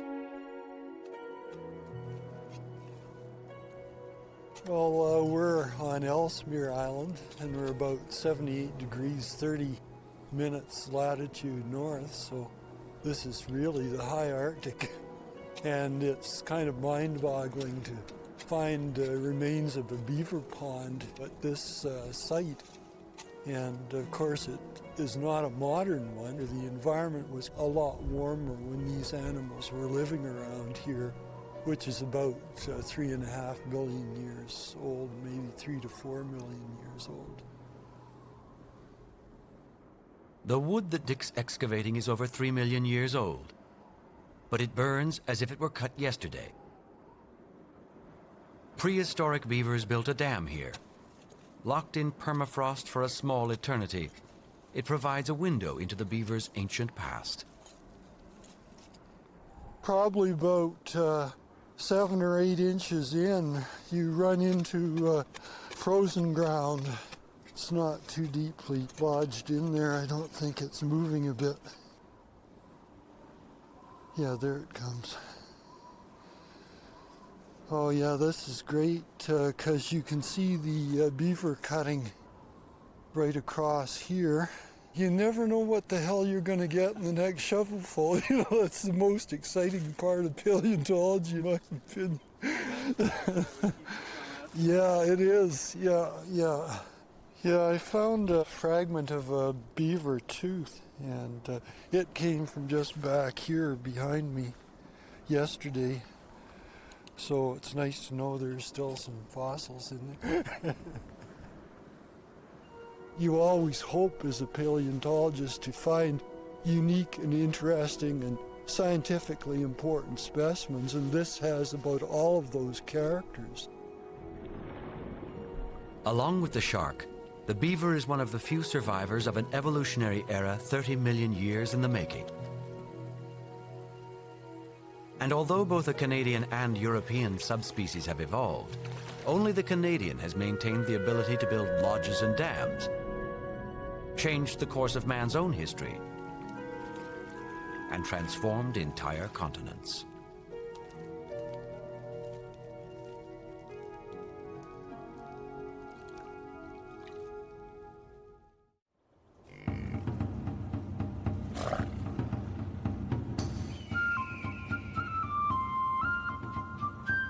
Nestled between the Rocky Mountain foothills and the Great Plains of central Alberta, Elk Island National Park is a rectangle of green amidst endless fields of grain.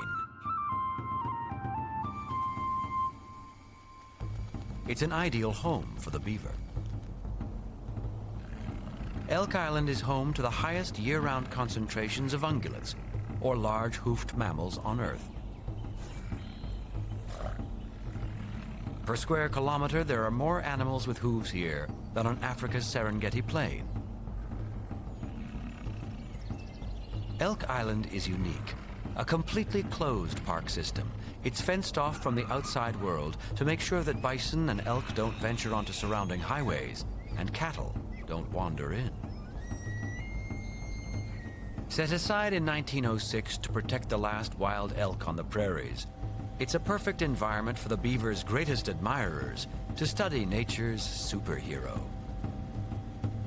My personal history with beaver goes back to my childhood. I grew up adjacent to a beaver colony, a whole pond system maintained and structured by beaver.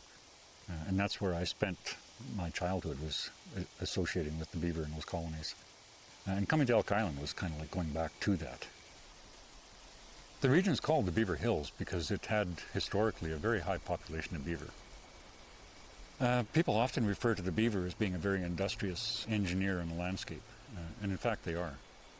When you compare their behavior to a land-dwelling species like the bison, for instance, they're totally different. A bison moves into this system, he has to seek out forage, consume it, and then move on and seek out more forage.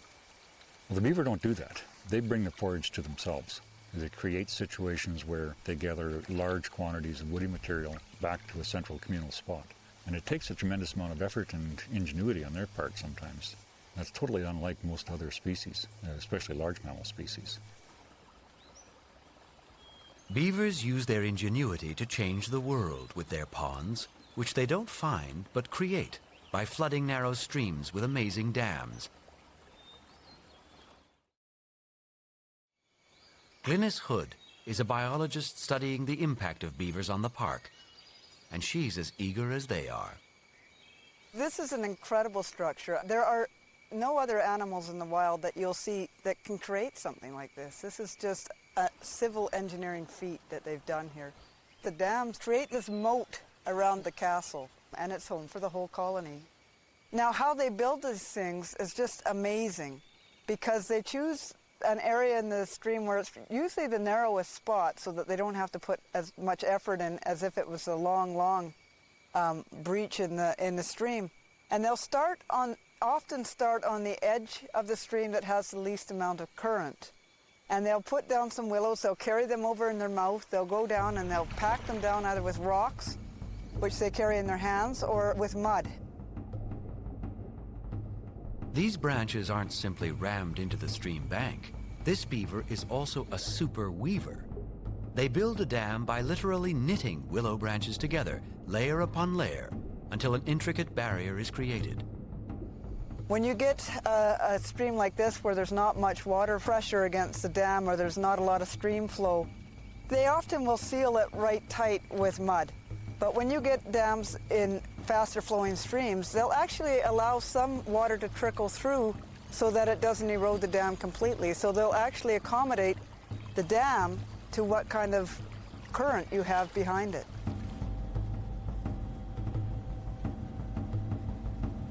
In Elk Island, retreating Ice Age glaciers left behind subtle hills and bowls, ideal for the beaver to transform narrow streams into a network of ponds.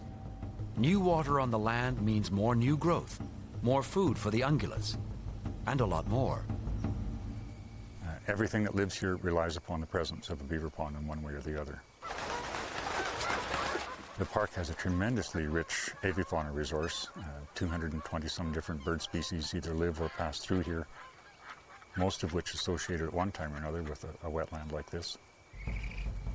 And it's critical to the survival of just about everything that lives within Elk Island National Park.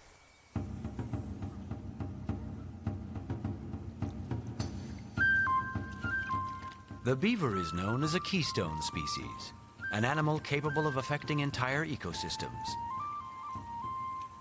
In Elk Island, they've created new wetlands, inspiring a vast diversity of vegetation to grow.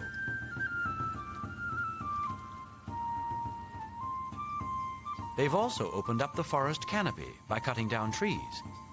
And they've created areas where many species of amphibians and fish can thrive. In all, the beaver's energetic re-engineering activities create a more diverse, densely populated, and healthy ecosystem. Actually, if I were to design the perfect animal, I'd design the beaver, to tell you the truth. Because the things that this animal has going for it to live in the environment that it does are just incredible. Like when you look at the beaver's teeth, you see this orange enamel on the front, which is very, very hard. And then underneath the tooth is a lot softer material. The back part of the tooth wears down faster than the front part, so that it's very, very sharp all the time, so you end up with this chisel-like feature that allows it to chew through wood really well. Now, being an aquatic animal, they've got a couple of things that they've adapted.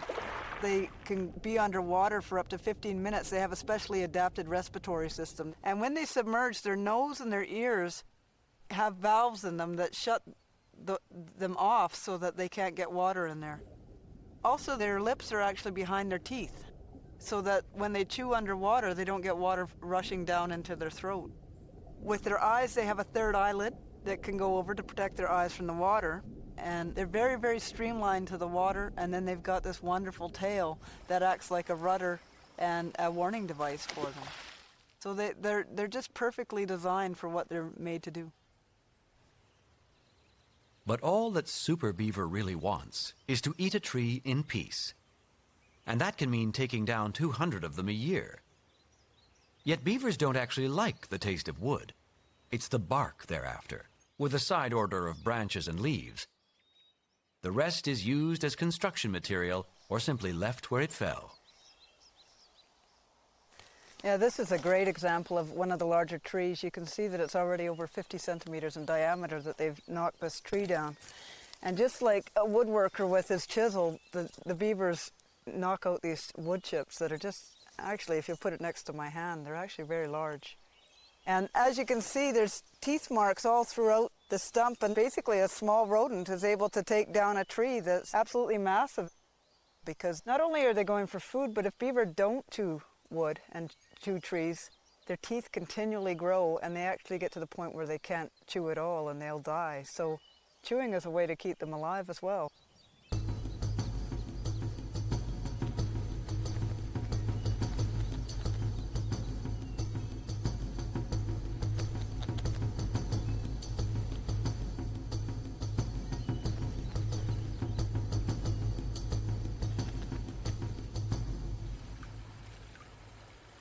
These lumberjacks of the wild run a family business. Parents and their children, called kits, work closely to gather food for their daily diet or to stockpile for the winter ahead. A single lodge can contain up to 12 beavers, and tonight is a rare glimpse of the whole family at work. Tonight we've counted at least 8 beaver, if not 9, from all age ranges. There's ones that were just born this year and emerged in July, and the adults, and they're just gathering up food for the fall and to put into their food cache. It's just great. Once they were slaughtered almost to extinction, but the super beaver has risen again to become, at least here, a superhero. And now it's the park's only chance against an upcoming catastrophe.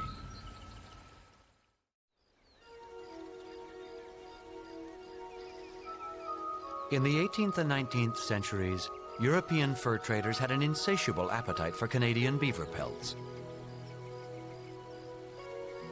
The two-tone qualities of a shiny, durable outer layer with a soft felt underside made it an industry favorite.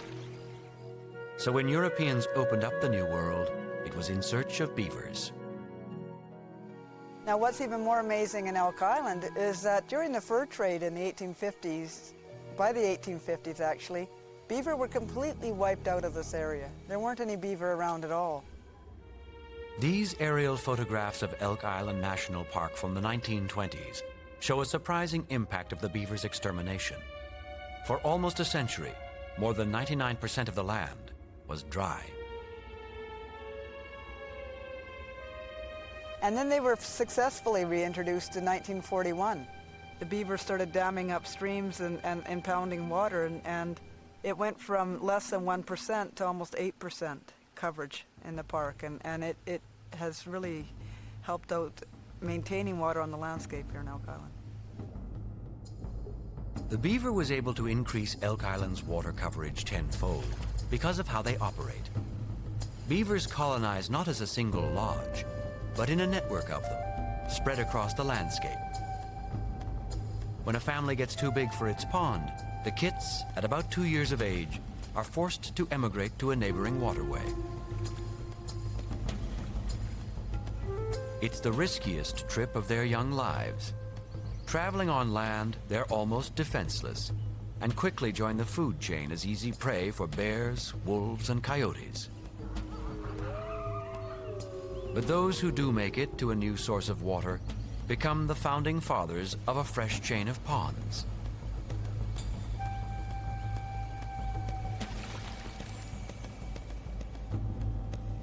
Because of this consistent pattern of expansion, it's hard to tell from these lush meadows and forests that Elk Island National Park is experiencing the worst drought in over 130 years. In times like this, it's easy to understand why First Nations people valued the super beaver for more than just its fur. And particularly on the plains, First Nations people had a very high respect for the beaver as a species and didn't harvest the animal very much. And the reason for that was that if you ever a person wandering across the Great Plains of Central North America in a drought like we're experiencing right now, there's 2 things you need to survive, or 3 things: food, shelter, and water. And during a drought, where do you find water in the Great Plains? Either in major river courses or in the tributaries that feed them. And those tributaries, if they're dammed up by beaver, have a year-round permanent source of water.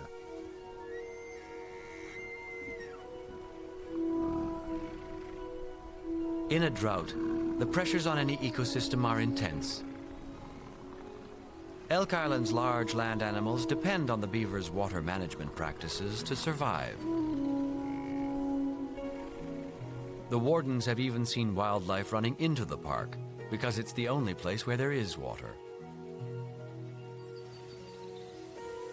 Here, the moose, the largest land animal, doesn't have to give up its favorite forage, which studies have shown to be the growth on the edge of beaver ponds.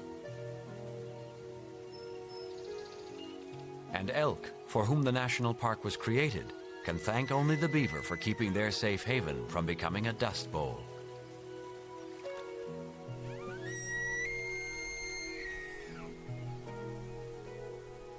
In just 60 years, the Elk Island beaver population has increased from 2 reintroduced animals to over 3,000.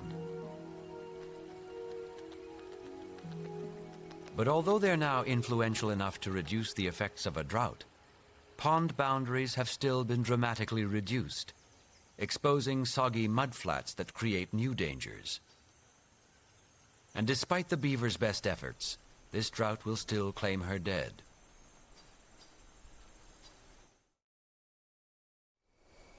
This is an adult cow elk that entered this pond system probably for a drink. And it was the last decision she made because she got mired in the mud and eventually succumbed to the stress of being mired and probably drowned in her sleep eventually.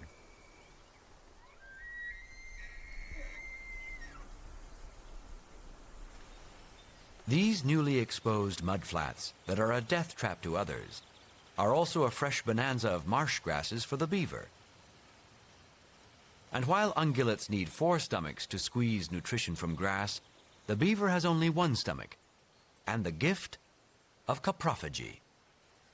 That's kind of gross, but it works really well for beaver, is it will defecate, and then it can eat that material again and get the nutrients that were left the first time around out again. And that's very common for beaver to do.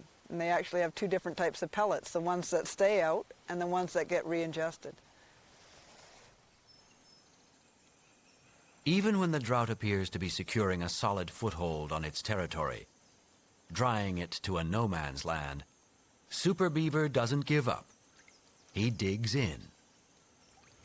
This is one of the ponds that was probably the most consistently filled ponds that I chose for my study area. It was one of the ponds where we had a long-term beaver population and very stable as far as water levels and beaver. The air photos show it and the beaver records show it. What we have now is basically a mudflat. Instead of surrendering to the drought, the beavers here have dug a deep network of trenches throughout their former pond to keep water on the land. Beaver naturally make channels, and they usually make channels from the pond edge up into the woody area, and that's normal. What we don't see are channels in the middle of the pond just to maintain water levels. That is something that I've never seen before, trying to just keep some sort of water level here so they have access throughout their original territory.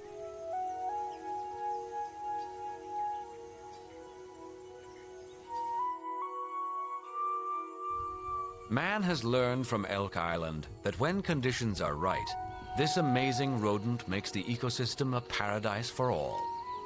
And when conditions are devastating, it keeps paradise from becoming a desert.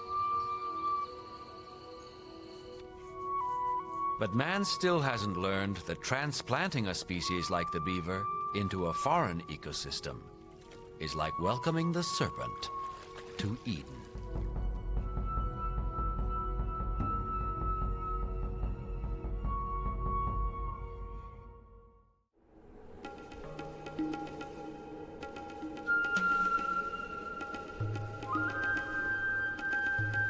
It may look like North America's Great Rocky Mountains, but this is actually the southern tip of South America. 14,000 kilometers from its Canadian birthplace, Tierra del Fuego has become a new home and a new conquest for the super beaver.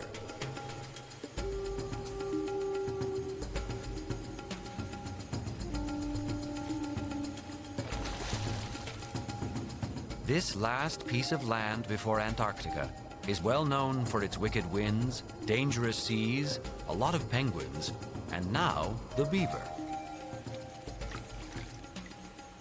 The great Charles Darwin himself visited Tierra del Fuego in 1832, and even he could not have imagined what would sprout here only a century later. Tierra del Fuego is a strange, enchanted land, isolated at the end of the world, a place where life has evolved all on its own. Here, only migrating seabirds and marine life could come and go as they please.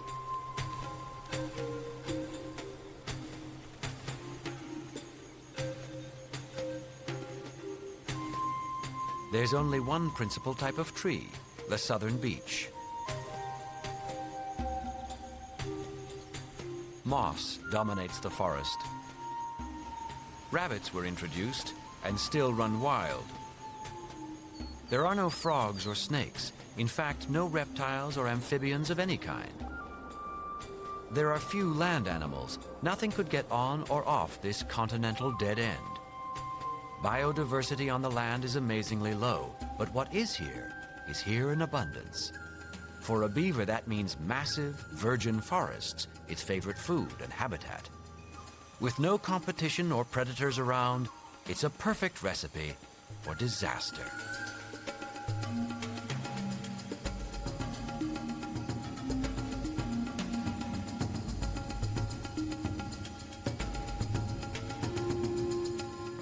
In 1947, the Argentine government of Juan Perón imported 25 pairs of beavers from Canada to inspire a local fur industry in Ushuaia, the southernmost city in the world. But the experiment failed miserably. It's so cold here that the imported beavers grew thick, greasy pelts, unsuitable for the fur trade. And when the fur farming stopped, it wasn't long before some escaped into the wild. The beaver, whose incisors never stop growing and who must constantly gnaw on wood or die, continued to feed and multiply. Today, there are over 100,000 beavers on Tierra del Fuego. Julio Escobar hopes to find a way to control this now out-of-control population. Down below, the forest floor has been decimated by the beavers, and ponds and dams litter the landscape. For over a decade, Julio has tracked this foreign invader and the mounting damage. The story of the beavers here is very interesting. I mean, it's truly amazing to see a place I've known since I was a child dynamically shifting before my eyes, with dramatic new environmental changes and the different perspectives that come with them.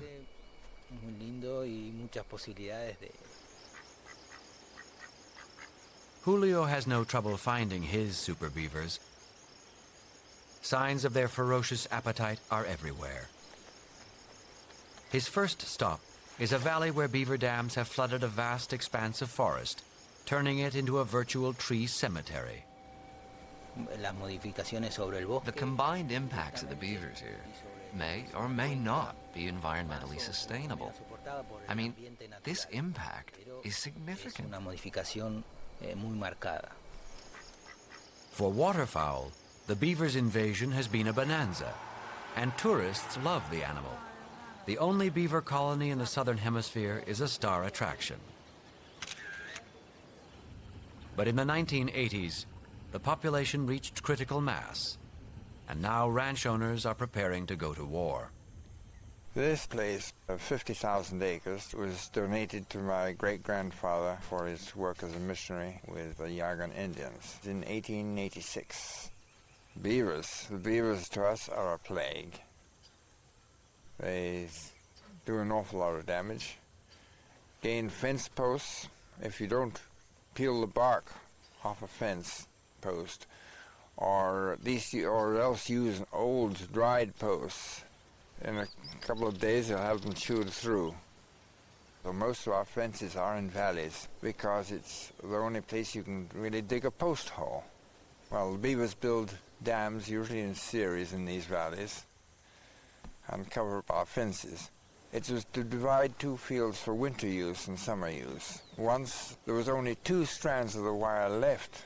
The rest were all underwater, which froze over, and then the sheep just walked right across. In Tierra del Fuego, beavers and humans are now in direct competition. Both species like the valleys, where there's plenty of water and trees. But today, it's the beaver that's winning this contest of wills, forcing landowners to take matters into their own hands. Well, for beaver control, we just shoot the beavers. We don't use traps because we find them rather dangerous. We will run over them with a car if we can, if we find them on the road.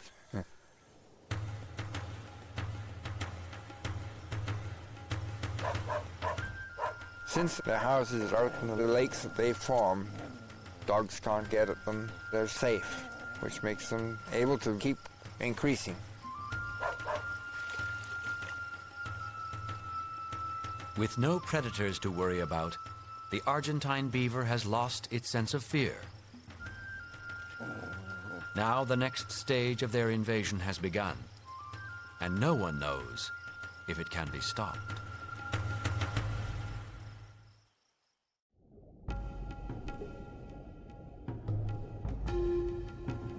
The Canadian beaver, valley by valley, is slowly colonizing Tierra del Fuego and looking north to the continent beyond.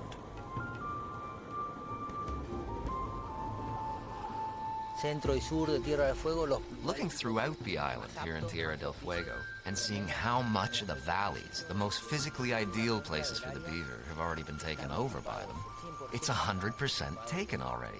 So it raises an important question. Will the pressures of their own population growth force them to now expand into less ideal areas where they wouldn't normally go? In only 50 years, 50 beavers have grown to become 100,000. With no predators around, they have a license to chew and can wander anywhere they like. And when they get tired of walking, they simply flood the forest.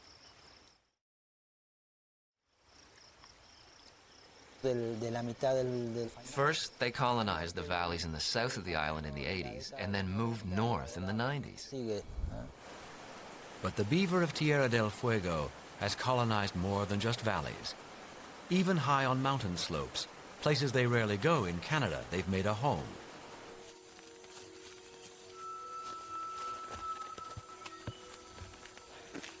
It probably took days to climb this high, and Julio has a theory on what kept them going.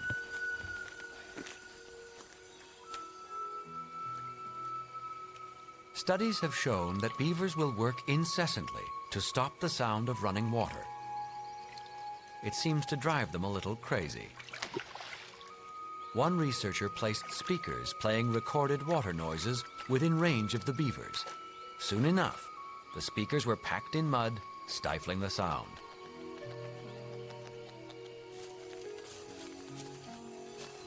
Julio believes that beavers heard the sound of meltwater running down the side of this mountain.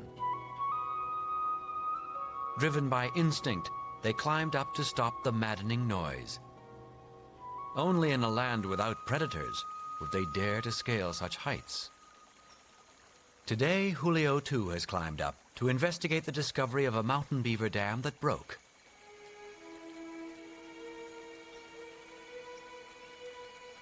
The dry pond bed reveals a labyrinth of intricate tunnels, a new insight into the beaver's work ethic. They chose to build in a peat bog which retains water naturally and offers easy, deep digging. But when spring arrived, meltwater from these snow-covered mountains proved too much, and the dam buckled under the pressure. The result was a mudslide that destroyed everything in its path and blocked the road below for days. Anyone in its way would have been killed.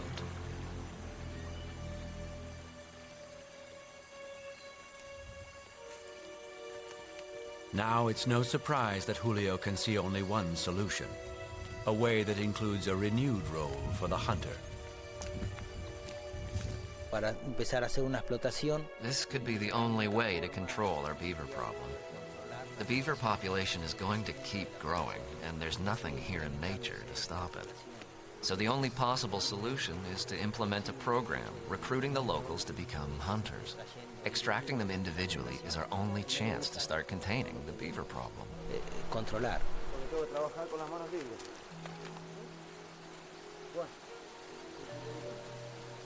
Once again, but this time at the opposite end of the world, it means setting a trap, and then partially destroying the dam to bait the beaver into renovations. The best solution of all is to use the beaver's own industry against itself.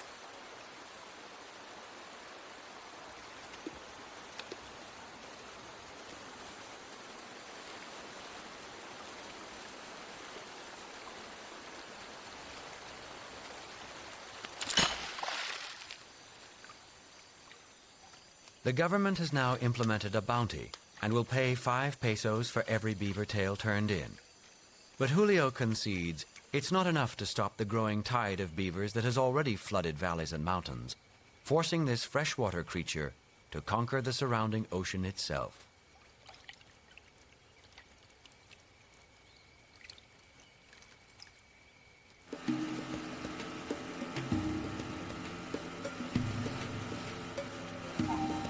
Julio has hired a boat to investigate reports that the beaver has already reached the islands to the north.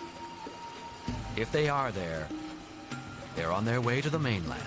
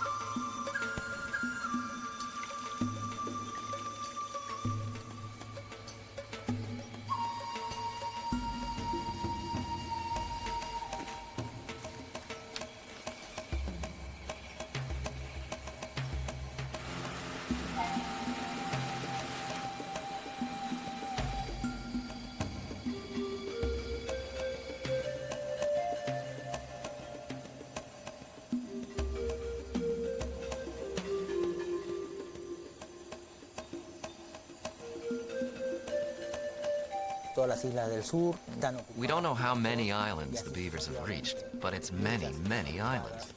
Salt water is obviously not a problem for them. And given the beavers' size, these are huge distances they're traveling. So soon, the problem will be, how do we cope with them on the mainland?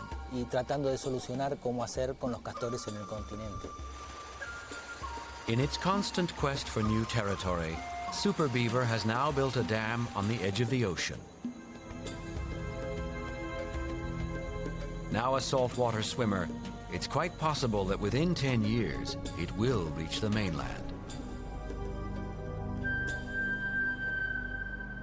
And if it does, that crisis could make the invasion of Tierra del Fuego seem like a minor skirmish.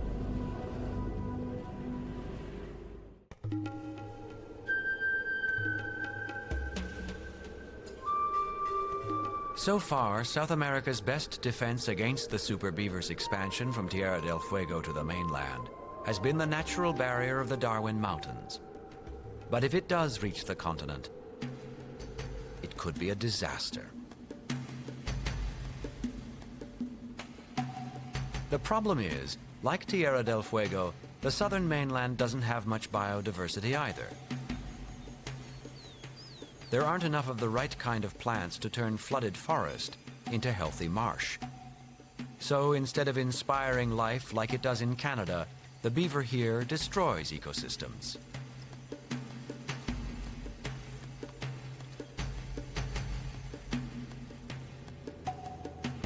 Once the beaver invades the mainland, the forests of the Andes' eastern slopes, even Amazonia itself, are within reach. And if it does make it all the way to the rainforests of Brazil, it will be up to the crocodile and piranha to win the battle of the teeth that threatens an entire continent. But today, the Canadian beaver isn't just threatening South America. It's also invaded Russia and parts of Scandinavia. Here too, it's causing ecological havoc and forcing the less industrious European beaver to retreat from its own ancient and slightly drier habitat. One Russian scientist, comparing the two, said that the Canadian beavers have more stamina and adaptability. They are more active, and they can survive better, while a British newspaper sniffed at Canadian beavers as uncivilized brutes. Introducing a foreign animal to a fragile new habitat is a man-made formula for a natural disaster. But at home in Canada, the beaver has been working miracles for thousands of years. They may be a plague to South American ranchers, but here farmers consider them a blessing. When Super Beaver builds his hideout, the lodge, he hauls a massive amount of wood into the water, and as it slowly rots, nitrogen is deposited on the muddy bottoms of ponds and streams. Incredibly, this natural fertilizer has helped to create almost all of North America's best farmland. Well, this is very typical of what you get outside of Elk Island, because you've got agricultural fields right up to the boundary in many cases, and also urban development happening at an explosive rate in Alberta. So what you have here is a field for agricultural purposes, but what you can see are some remnant wetlands that might have been here before, and they would have probably been connected to the system that we just saw through waterways and the like. So this would have been beaver habitat. You've got another remnant wetland over there as well. From farming to fur trading, the beaver's indisputable role in the creation of a country has not gone unnoticed. Beaver are the Canadian symbol, because of its influence on the exploration and development of this country. The Hudson's Bay Company and their exploration of the West, because of the presence of beaver, opened up this country. And beaver are a very resourceful, tough, and intelligent species, much like Canadians. But the beaver was an integral part of Canada long before people ever came here. Evolution dealt it a winning hand millions of years ago. Paleontologist Dick Harrington has even found evidence of it close to the North Pole. As far as the beavers and their behavior, I think that a type of behavior that's established very early on and is successful will tend to remain in that line. And of course, we know it's still very successful because of these transfers to South America, and we've seen what kind of havoc they've been able to wreak down there. From the top of the globe all the way to the bottom, the Canadian beaver is now taking its best shot at world domination. With all the changes that it makes to its habitat, and there are many other animals that modify their surroundings, but when you compare any of them to what the beaver does, making a whole new world out of whatever environment it finds to live in, it truly makes it a super beaver. Realmente sí, es un super beaver.